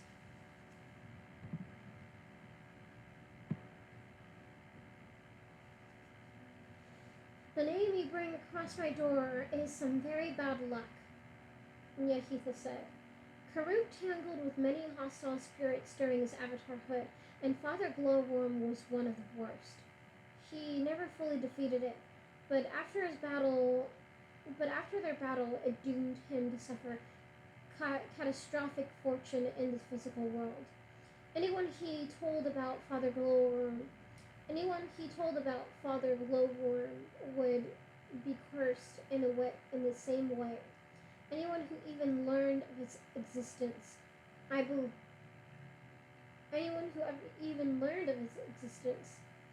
believe the intent was to isolate the Avatar from allies he might call on to help him defeat the spirit for good. There was an uncomfortable silence in the tent, the moment after opening a tomb.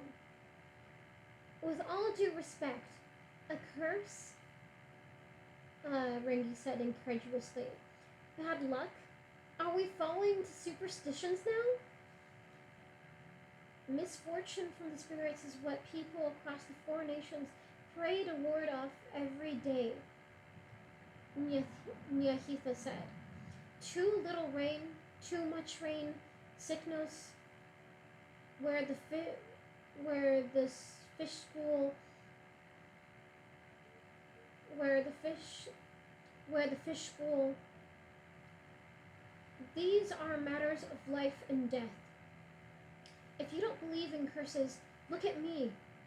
I used to be a leader at the High Temple back in those days, and where am I now? Karuk didn't meet a happy ending, and neither did Jianzu the architect. What, what, if what you told me, yeah, uh, Karuk didn't meet a happy end, and neither did Jianzu the architect, if what you told me is true. Zoryu was supposedly cursed. Kyoshi thought. Many people in Earth Kingdom thought ill of her in a similar manner. Fortune was an invisible, unconquerable creature that ruled common folk and noble alike. You fell due to your own vices, Heiran said to Nyahitha, forgetting in anger that she was the one who pushed for his help. Vices that you infected Karuk with. I tried to make sure at least some of the emptiness inside him was filled with purpose. Yeah, I tried to make sure at least some of the emptiness inside him was filled with purpose, he snapped. You, who spent so many years with him, what did you produce? A goodbye show player? Some companions of the Avatar your lot were. Yeah, some companions of the Avatar your lot were. Excuses upon excuses for Karuk. Kyoshi was sick of it. She slapped her hand on the earth beside her. Karuk was responsible for himself, she shouted. Now, are we going to weep over what could have been for the past Avatar, or are we going to help the current one?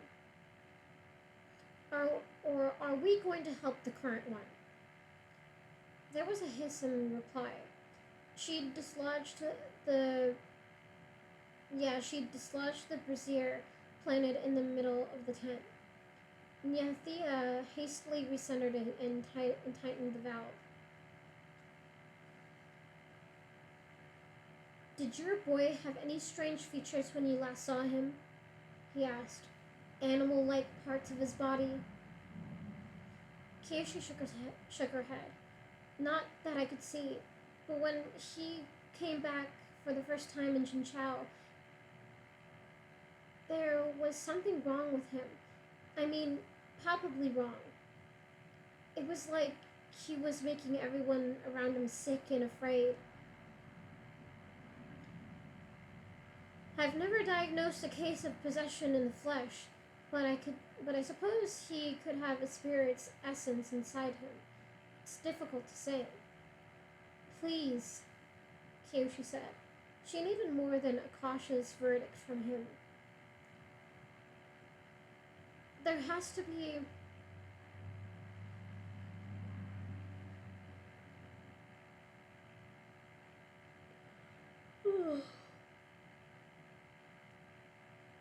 There has to be something else you can give me.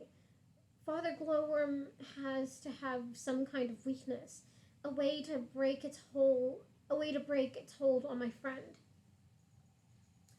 She wasn't afraid of learning it if it took a great battle for her to save Yoon, or a quest through the worst places in the world. She was at home with such things. I can fight it, Kyoshi said. Just tell me how. I don't have that knowledge, Nyahitha said, deflating her hope. Karuk was the one who confronted wrathful spirits. I was just his handler on those missions. Kyoshi wanted to scream inside the tent. Kyoshi wanted to scream inside the tent.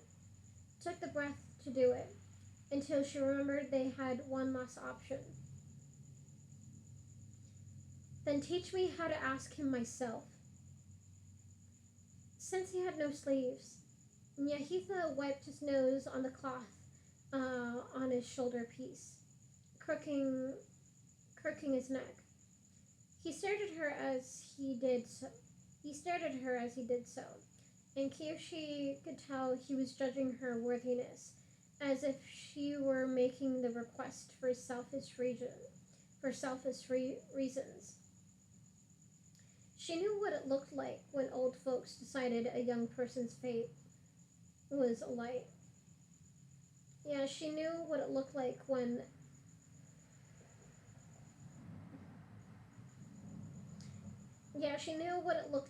old folks decided a young person's fate was a light, weightless thing.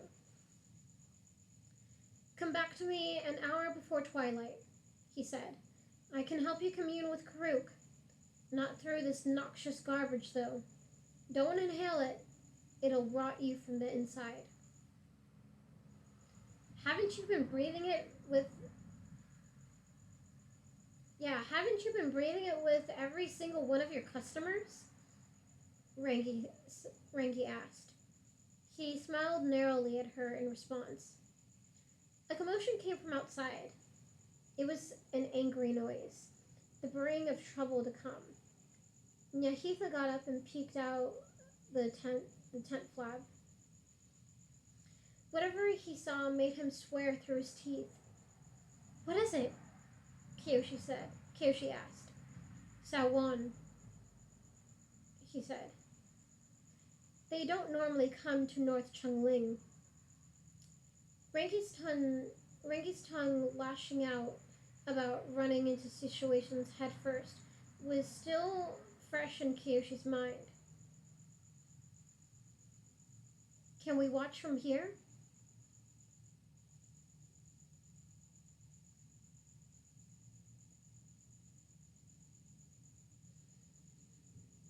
"Yeah, can we watch from here?" Nyahitha ran his hand through a sticky seam in between the roof and the wall of the tent, letting the four of them peer through the crack. It felt a bit childish, lining up in a row to peep, but it worked. Kyoshi could see the scrubby open area that surrounded Nyahitha's stall. Hold on just 1 second. I need to do something real quick.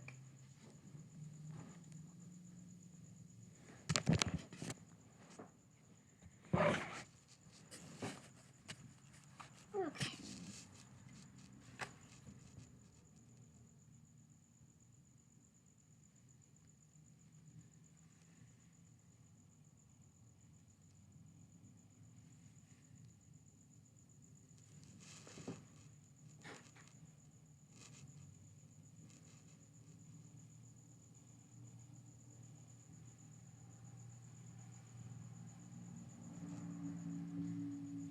I'm telling you, man.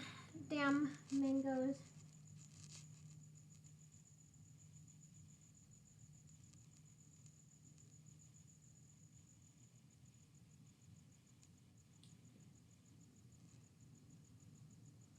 And now one corner of my mouth is cracking, and I'm just like, oh, I don't like this.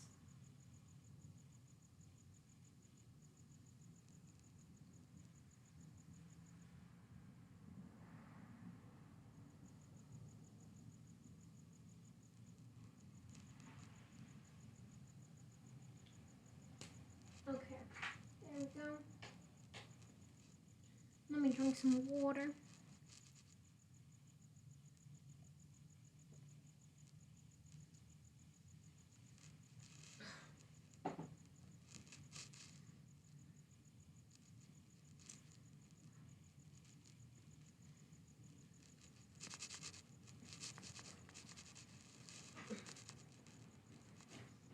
Okay, there we go.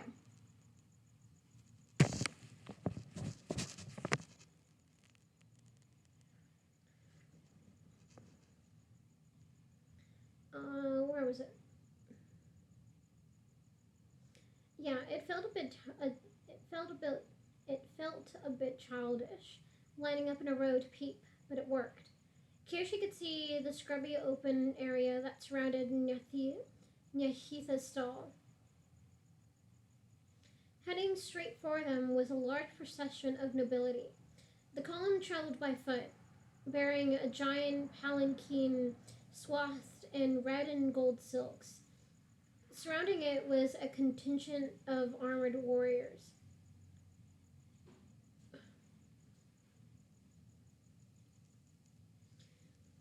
These men and women looked ready for a battle, not a day at the beach. They held their jaws with an arrogance designed to provoke, and they were personally adorned with so many stone camellia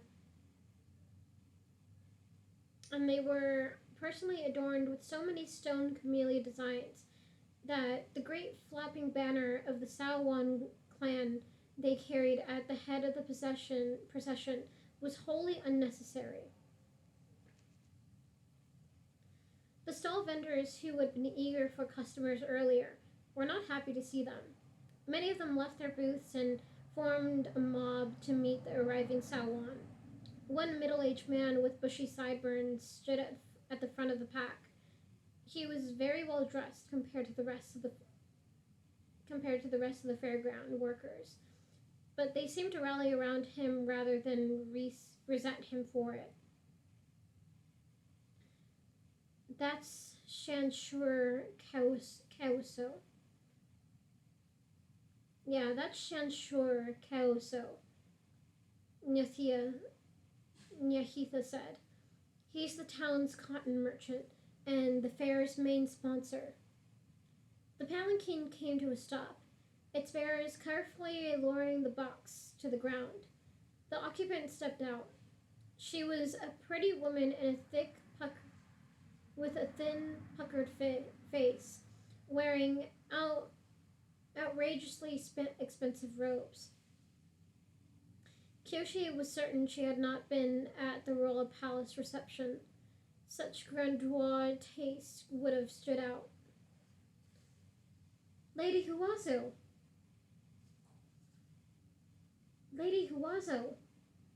Rangi said. Shay Jin's mother. I'm not sure why she slung it in North Chongling. Nyethia gave her comment an angry squint, but went back to watching. Huazo and Shanshur Kaoso approached each other like the principals in a duel. Speaking for the benefit of their respective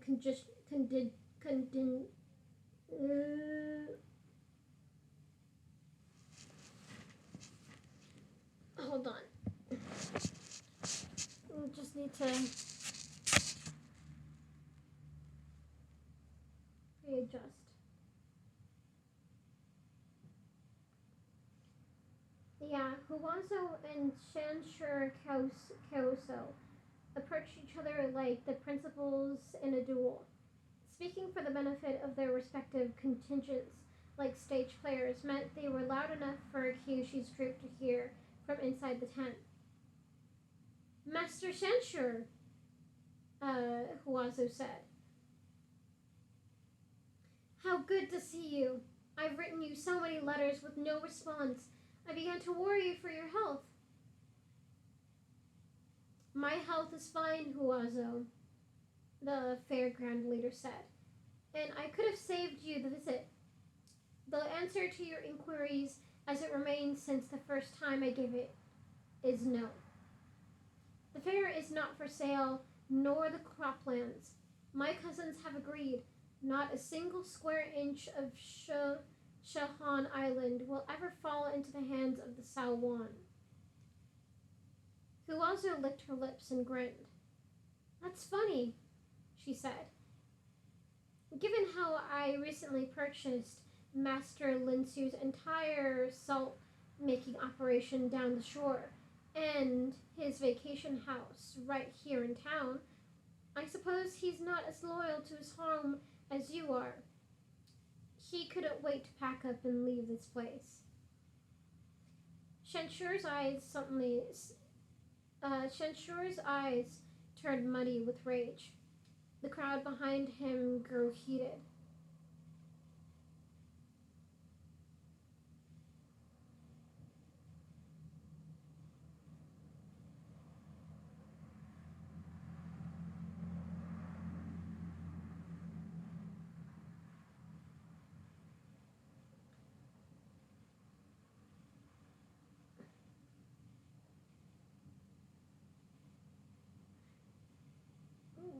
Wait. Let me say that other paragraph again. I was reading it in a woman's voice. I don't know why I thought that.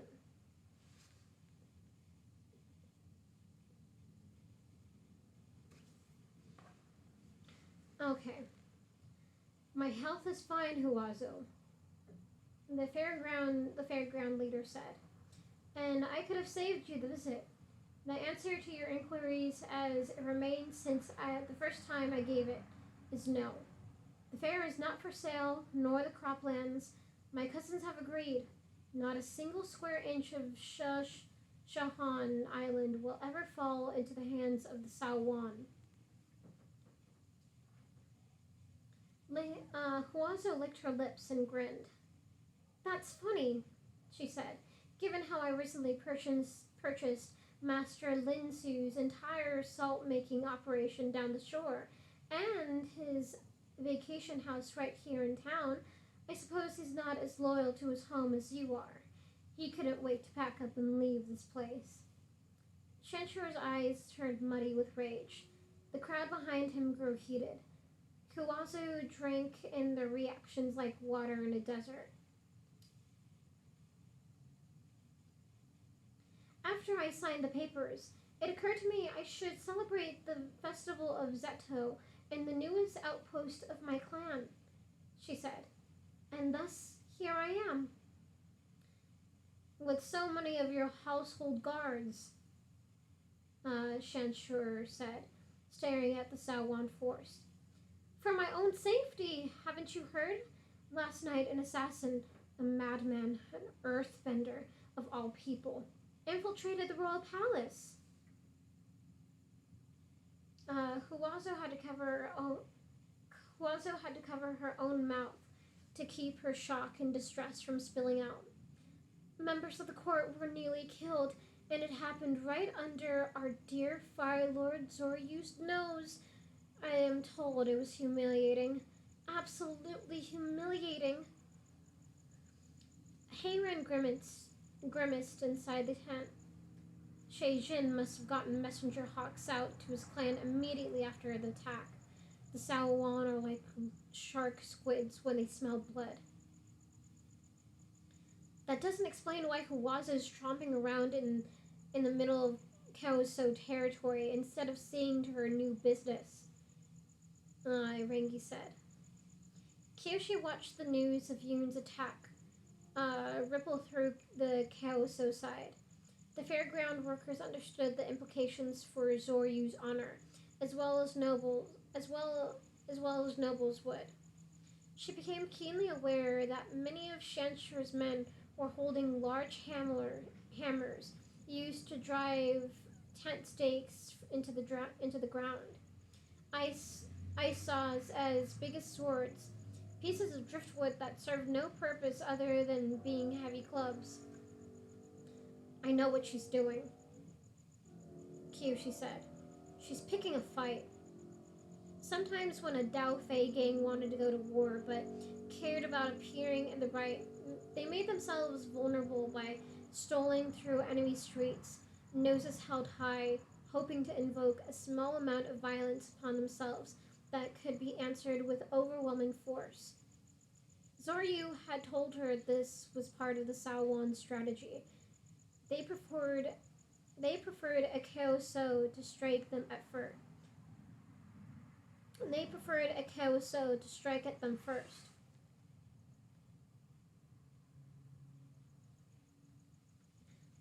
Watch what you say to our rightful Fire Lord, Shanshur growled. I'm simply stating the facts, Huazo said. Check with anyone you care back in the capital. The Inta or the Lahaisen. The Inta or the Lahaisen. I heard Lady Mitsgen nearly had to have her foot amputated from her injuries. Anyway, I'm not here to debate the strength and capabilities of young Zoryu. I simply came to your lovely little village to enjoy myself and take the waters. She looked toward the sea and peered at the rancid algae foaming up on the shore. Well, you know what I mean. I hope to run into you again, Master Sancher.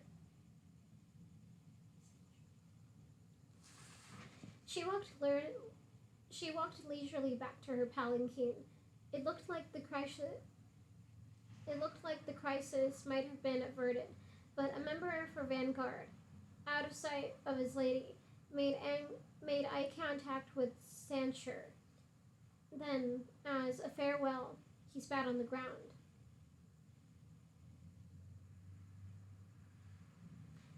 Please tell me that's less of an insult here than in the Earth Kingdom, Kyoshi whispered.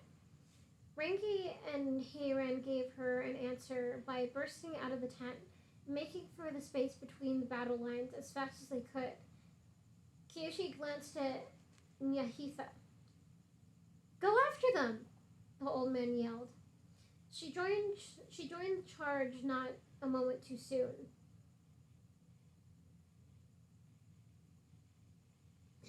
Yeah, she joined the charge not a moment too soon. Several large stones flew from the Kyoso side, aimed at Huazo's turned back. With a series of punches, she altered the trajectory of the rocks with immense force, sending them so far out in the ocean she couldn't hear the splashes of them land. Lady Huazo, is that you?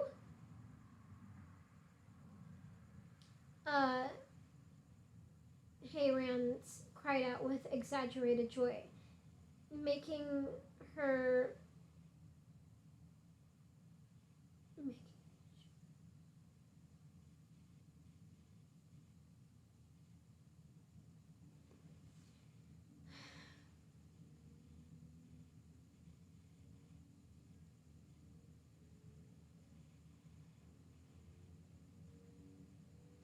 I think I found another typo.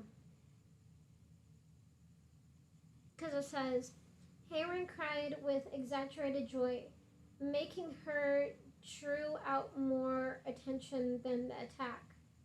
I think it's supposed to be making her draw more attention. Making her drew more attention. That just doesn't make sense. So I'm pretty sure it's making her draw more attention. Yeah, instead of making she draw more attention.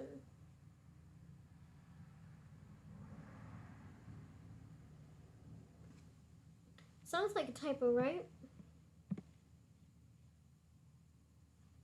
At least it does to me. It doesn't seem right.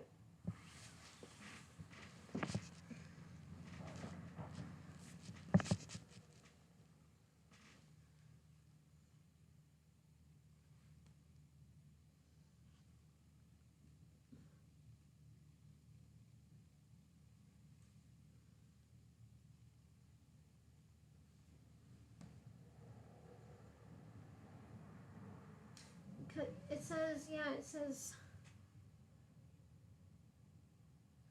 okay, so this is what it says. Heiran cried out with exaggerated joy, making she drew more attention than the attack.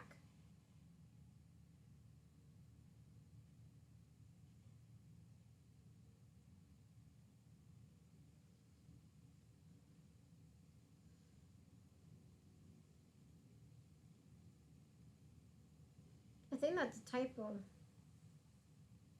Because that doesn't sound right. Yeah. Cool, I caught another typo. So yeah, Heiran cried out with exaggerated joy, making her draw more attention than the attack. Yeah, that sounds much better.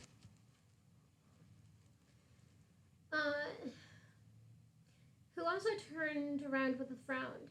It lingered for a moment as she took in the surprise, but she quickly adjusted it into a wide smile. Heiran,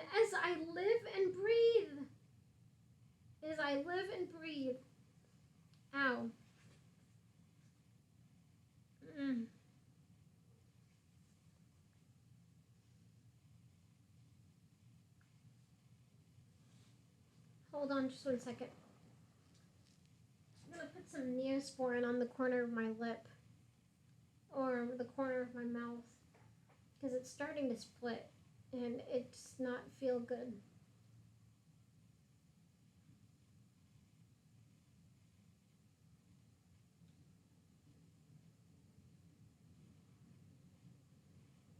There you go.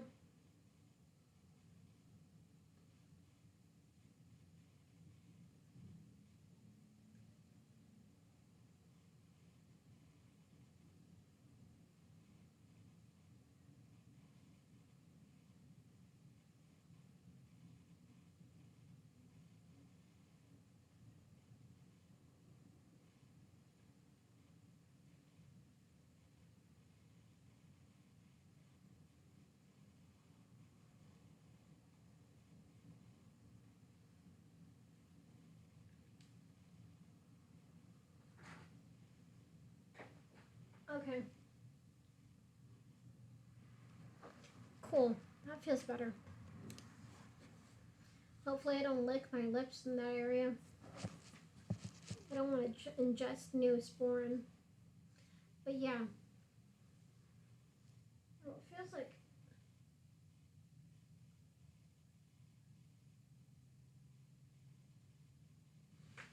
Hold on.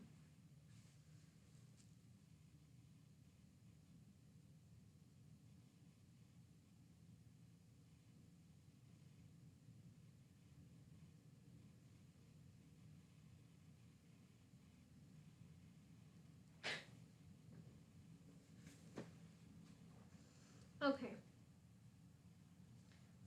Hey Ran, as I live and breathe, the sudden presence of the headmistress was enough to make Hawazo's side stand down. Hands left the hilts of their swords, and the soldiers stepped back to give their lady space to greet her old acquaintance. Kyoshi focused on keeping her elbow. Kyoshi focused on keeping her fellow rabble in line by standing in front of the Kyoso mob. They might not have known who she was, but she didn't need recognition to be intimidating. She didn't need recognition to be intimidating. She gestured at Sanshur and his men with her eyes. Did you see what I did to those rocks? What a wonderful surprise, Heiran said, as if she hadn't been listening in for the past few minutes. Are you here to celebrate the holiday as well? Yes, I was just telling... Hawazo stopped mid-sentence. Her eyes drifted to Heiran's head. She pressed her fingers to her lips again, her shock genuine this time. Heiran stared back until it struck her. She'd forgotten her hair had been cut in dishonor. Her hands tightened around her cane. She backed away from Hawazo, her eyes downcast. Oh yeah, that's right. Somehow I imagine Heiran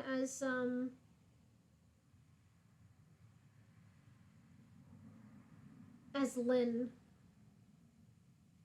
Toph's daughter.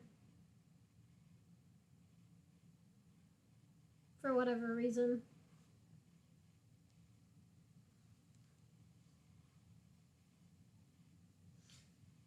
So I just imagine Lynn with like all her hair like chopped off.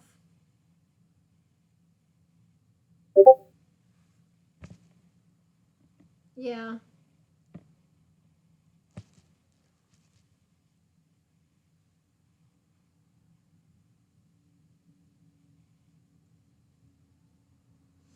Actually, I'm gonna do something real quick before I continue. I'll be right back. Give me like 5 minutes.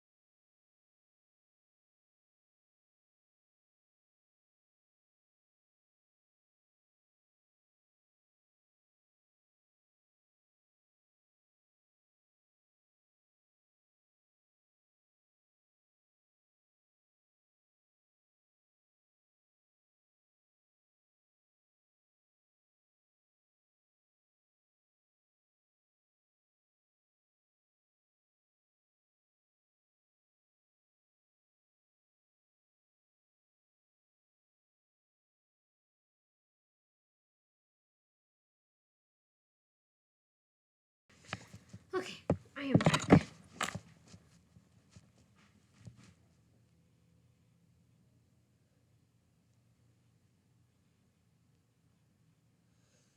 Okay.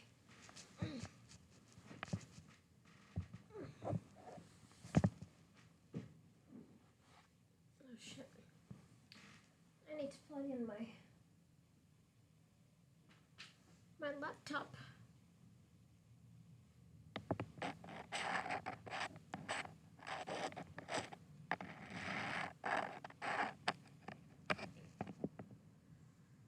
There we go. Alrighty. So we were at, oh yeah.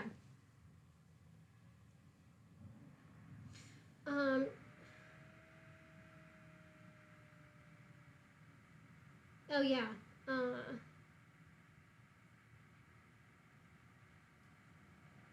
What a wonderful surprise! Hayran said, as if she hadn't been listening in for the past few minutes. Are you here to celebrate the holiday as well? Yes, I was just telling... Huazu stopped mid-sentence. Her eyes drifted to Hayran's head. She pressed her fingers to her lips again, her shock genuine this time. Hayran stared back until it struck her. She had forgotten her hair had been cut in dishonor. Her hands tightened around her cane. She backed away from Huazu, her eyes downcast. Kyoshi had thought she understood the significance of the ceremony before, but she'd been wrong. Huazu was the first fire national of notable rank they'd met since Hayran lost her top knot, and the proud invincible headmistress was acting like she no longer had the right to speak. Huazu's stance shifted. She went from being caught off guard by a formidable presence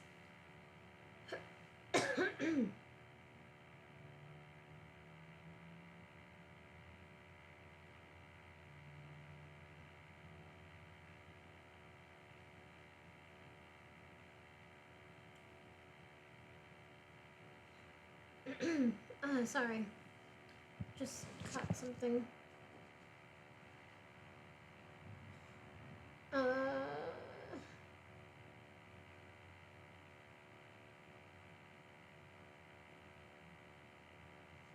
Yeah, Huazu's stance shifted.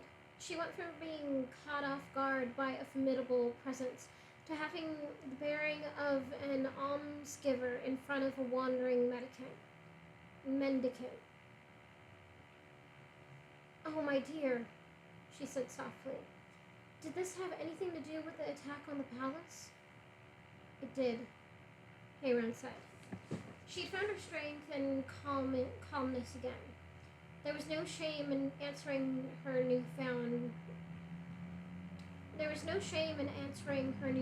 better, among other failures. How fate and fortune rules us all, Huazu said. She thought for a moment. Hayran, honor is honor, but friendship is friendship. I will never disavow you, no matter the circumstances. She reached out for an embrace, and Kyoshi was nearly ready to change her opinion on the women. And then Huazu used her extended hand to pat Hayran on the head like she was a child or a pet. Fuck, that is still very disrespectful. I mean, yeah, honor is honor, but that is rude. That is totally rude. That's like playing with your enemy's, like with your friend's wound. It's not helping. Kyoshi tried to gauge Ranky's reaction, but Ranky was blank, zeroed out, a null in the ledger. Her gaze bored through Huazu and into the stars above. If she wasn't moving, if she wasn't immediately challenging Huazo to an Acme Kai, then it was then it was acceptable for Huazo to treat Heiran like this. According to the rules of etiquette, it was acceptable. Heiran didn't look perturbed at all. She endured Huazo's ruffle of her shortened locks with nary a frown. She was less upset than the Kaoso commoners, who murmured and scowled at the ungraciousness on display. After what felt like an eternity, Huazo let go. She turned to examine the rest of Heiran's group. That would make you the Avatar, she said to Kyoshi. After what she'd done, the rules of introduction were an afterthought. I am, Kyoshi said, finding it difficult to speak with Rangi in turmoil a few feet away. I suppose your son wrote to you about me. He did! Our family is twice blessed for both of us to meet you in such a short time. When you write him back, give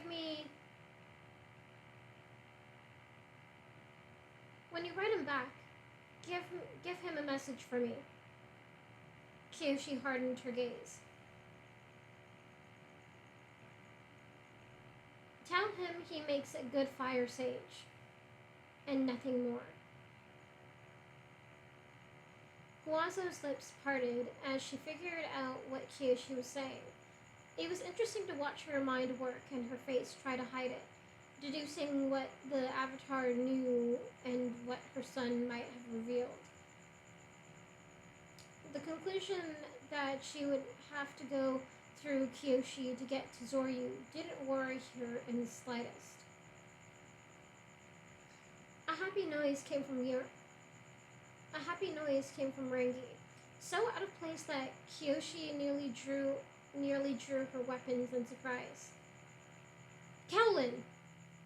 Rangi's feet dug into the sound as she ran to meet one of... Kowlin! Rangi's feet dug into the sand as she ran to meet one of Huazu's guards on the far edge of the formation. She was a girl their age who was equally delighted to see her. She had a round, pleasant face and wore her hair as almost identical to Rangi's. Rangi! The two girls nearly collided. Ooh, I'm sensing some future jealousy here.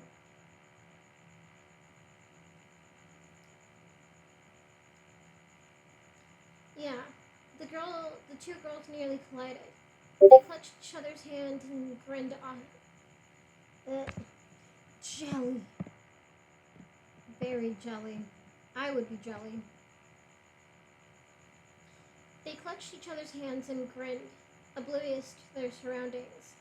The sudden turnaround in Rangi's mood was bizarre.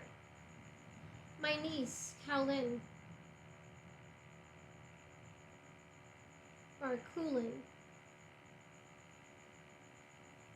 Yeah, it's not Kowlin, it's Kulin.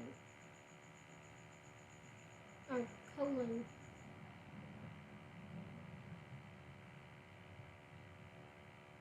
My niece, Kowlin. I'm just gonna say Kowlin. No, it's not Kowlin. It's like Colin. No, that sounds like colon.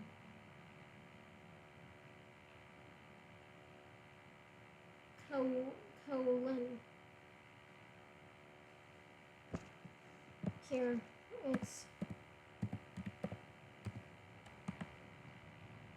that's how it's spelled. Colon.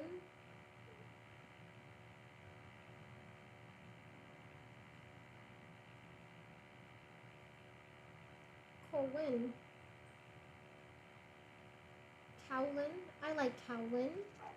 I like Kowlin too.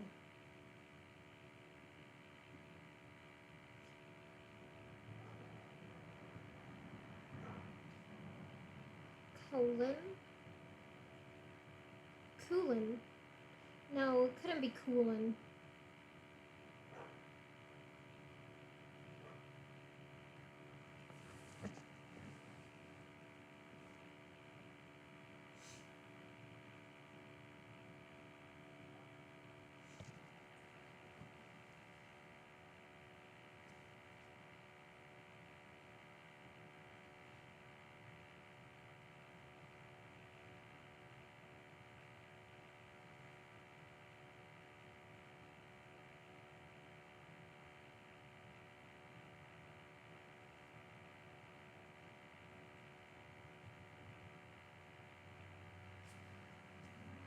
Um,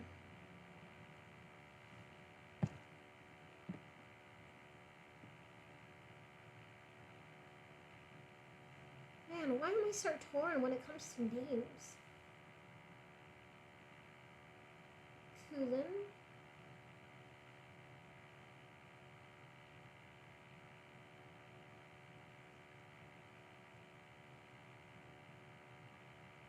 Kulin? Again, I'm gonna resort to the internet. Where is my phone?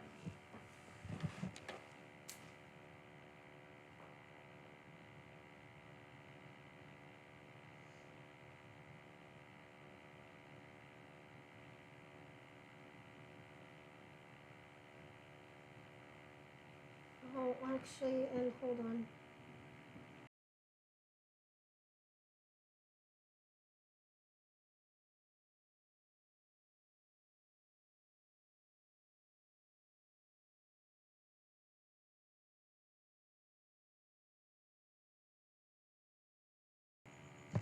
Okay.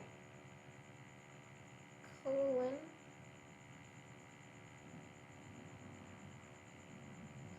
Kulin.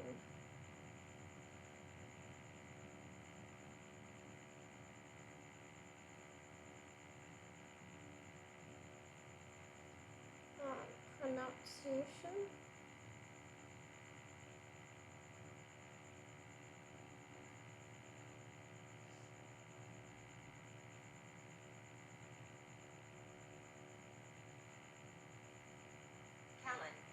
Kowlin. Oh, okay, I was right. Kowlin. Cool. I love it when I'm right. Okay. My niece, Kowlin, who also explained to Kyoshi. Those two were the same year at the academy. The bonds forged in school over the anvil of education are stronger than any other. I'm sure you understand. He also would have shown. He also would have known that, as an Earth Kingdom peasant, the odds of Kyoshi having a level of formal education similar to Rangi or Kowlin were nil. Her petty dig her Her petty dig hurt less than the way Rangi's fate shone for her friend. She couldn't remember ever being greeted in such a manner. Saying she'd scored a hit, Huasu decided to leave on a high note. She made she made a show of covering her small-mouthed yawn. Apologies, Avatar. I'm so exhausted from my journey. I should make for my lodgings. I'm sure I'll see you and your companions during festivities. Kowlin, come now. Rangi and Kowlin reluctantly pulled themselves apart. Who also got back in her palanquin. Kyoshi, with planted feet, watched the laborious, lengthy process of the Salwar.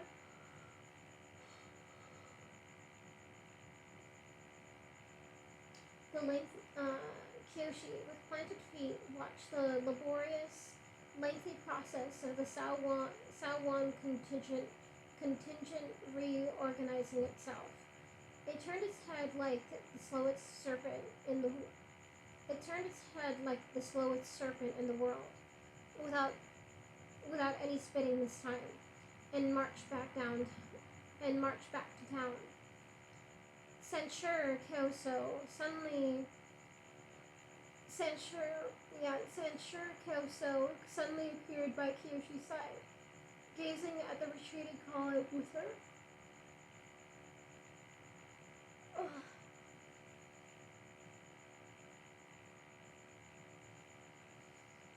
Hold on.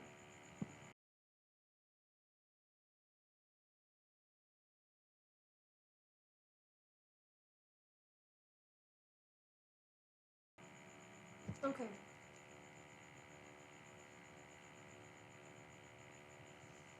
Um.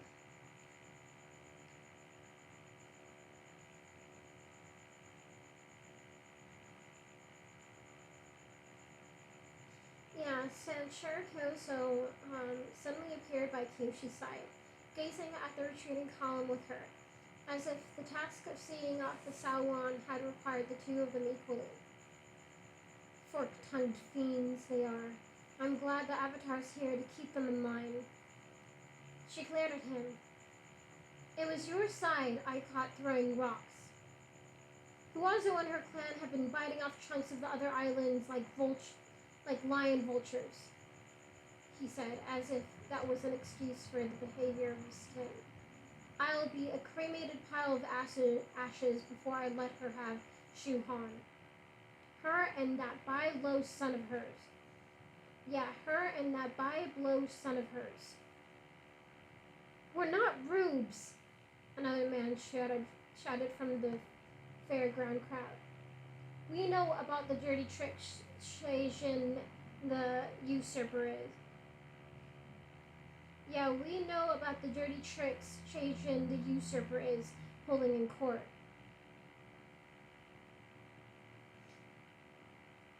We support the legitimate Fire Lord Zoryu. Long may his flame burn, Sanshur said. Are you going to tell us we're wrong for being loyal to the crown? The Fire Lord doesn't need you starting violence for him. So should we let them insult us? Like what she did to our companion? Like what she did to your companion? Kyoshi had no answer for that. She looked to Rengi and Heiran, but they said nothing. There must have been some kind of Fire Nation rule at work where they couldn't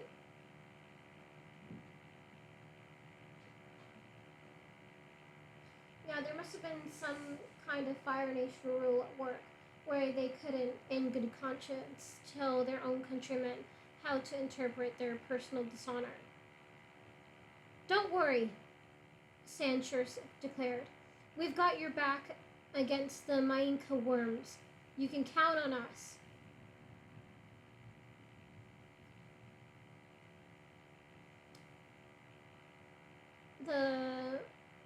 The fairground workers rattled their tools, shouting praises of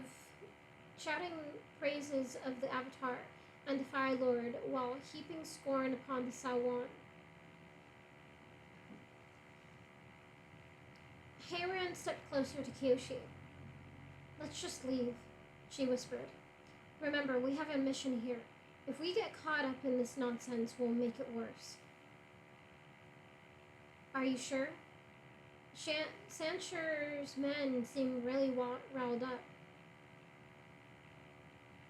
It's not Sanshur's men I'm worried about. Heiran glanced at her daughter. Reggie stared out to sea, lost somewhere in the churning waves. Leaving wasn't easy. They had to wander the tents, looking for Atuat and Jinpa. They found them near the gambling tents offering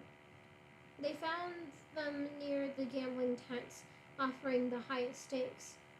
The monk appeared to have aged a decade, sweat and furrows marking his brow. I had a run of bad luck, Atuat explained, but Jinpa here got us back to break even. The remnants of shock lingered on his face, like he'd witnessed the desecration of a holy relic. I've never seen anyone play Paisho quite like the doctor. You'd almost have to be a genius at the game to do what she did.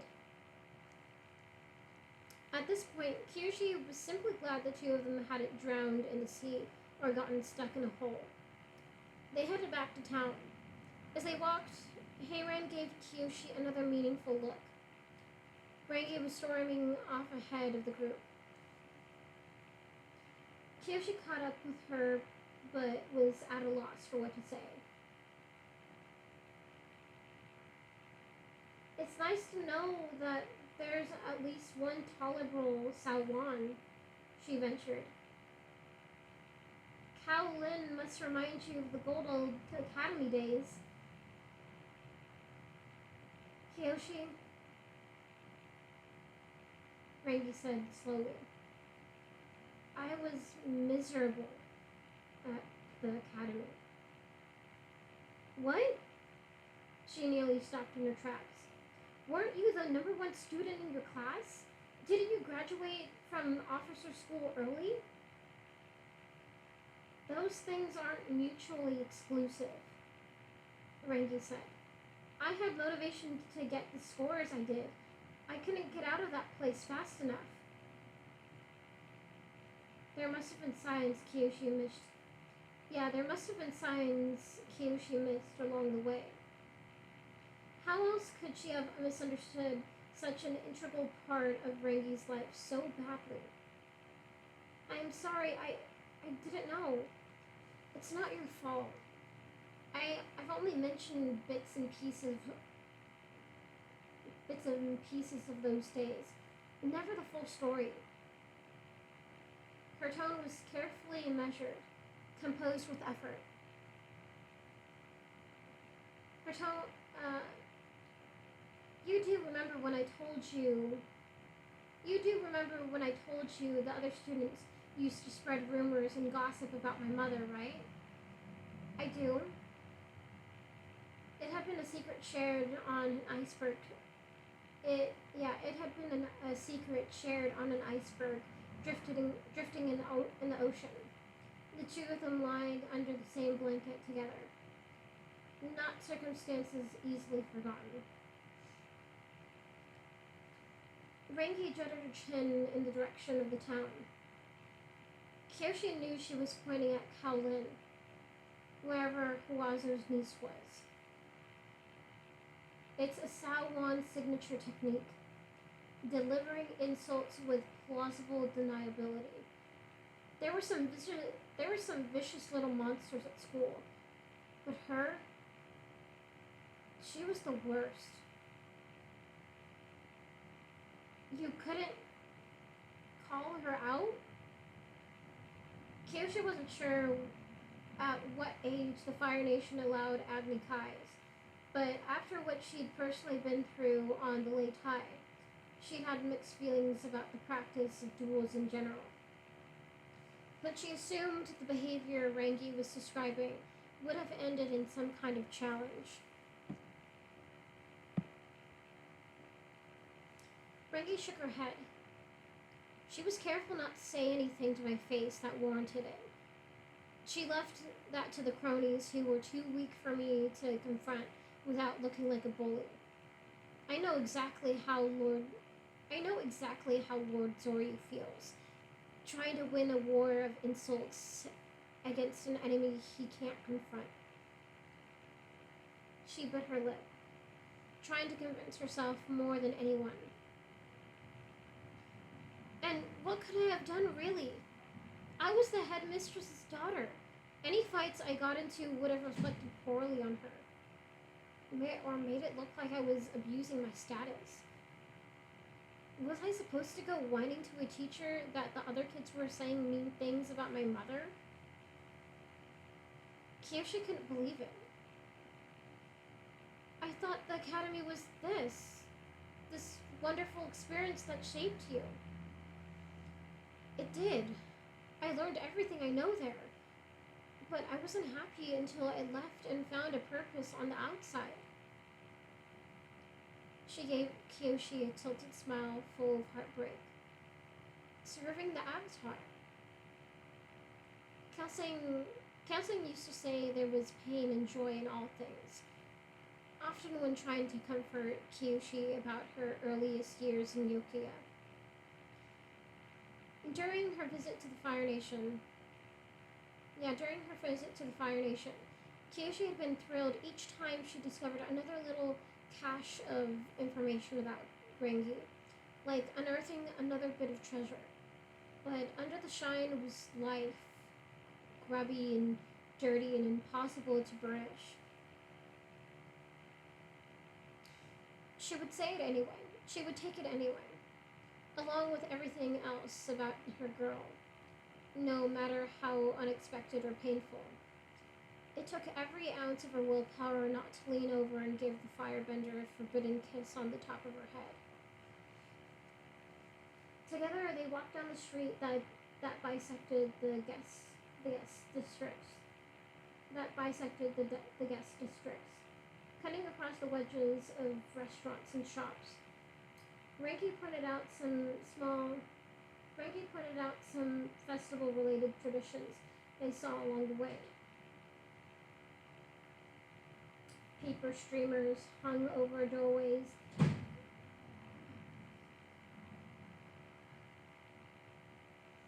Paper streamers strung over doorways. Paper streamers strung over doorways were meant to calm the entering visitors for good luck. Shopkeepers crooked. Sorry, let me say it again. I just got really distracted with a bunch of noise.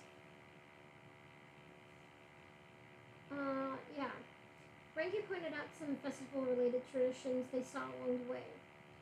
Paper streamers strung over doorways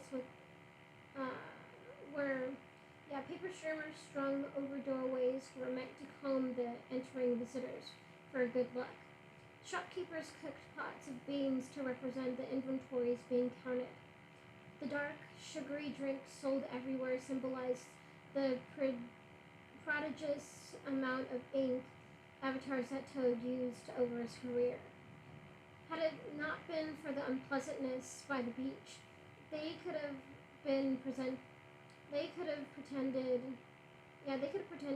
they were here to enjoy themselves. But reality intruded yet again. Once they rounded the corner of the inn they were staying at, a huddle of men came into view. Kyoshi could tell from the clouds of dust and swearing, the way their fists rose and fell, what lay at the center of the ring, their victim. She lowered her shoulder into two of the men at once, sending them flying away from the group. Ranky took the other two attackers by the backs of their collars and yanked them down, slamming them into the ground. Kyoshi expected the dazed and bleeding youth they had been beating to be a Sawan, isolated from Huazo's group, but judging from his clothes, he was a local like the other four men. "What is going on here?" she bellowed. "We caught this traitor putting up a camellia stone banner over a stall," said one of the men, wriggling in Rangy's grasp. "I just wanted some business," mumbled the young vendor as he shakily got to his knees. "And that was more important to you than the honor of your clan? No nephew of mine is going to toady up to the Sawan." The ringleader tried to kick more dust in the direction of his beaten kinsman. Kyoshi shared a word look with Rangy. It had taken less than an hour since the arrival of the Sawan for a fight to break out, and it hadn't even been between rival clans. Kyoshi could see the grains of violence crystallizing into a fuller shape. Under their feet, North Chongling was priming to explode. Fuck, dude. And that is the end of that chapter. Cool, and I just passed 3 hours, which I knew from how much reading I was going to be doing that it was going to take. Alright. But thank you so much for listening. I see a lot of more people have been listening. That's awesome. Thank you so much. I will see you next time.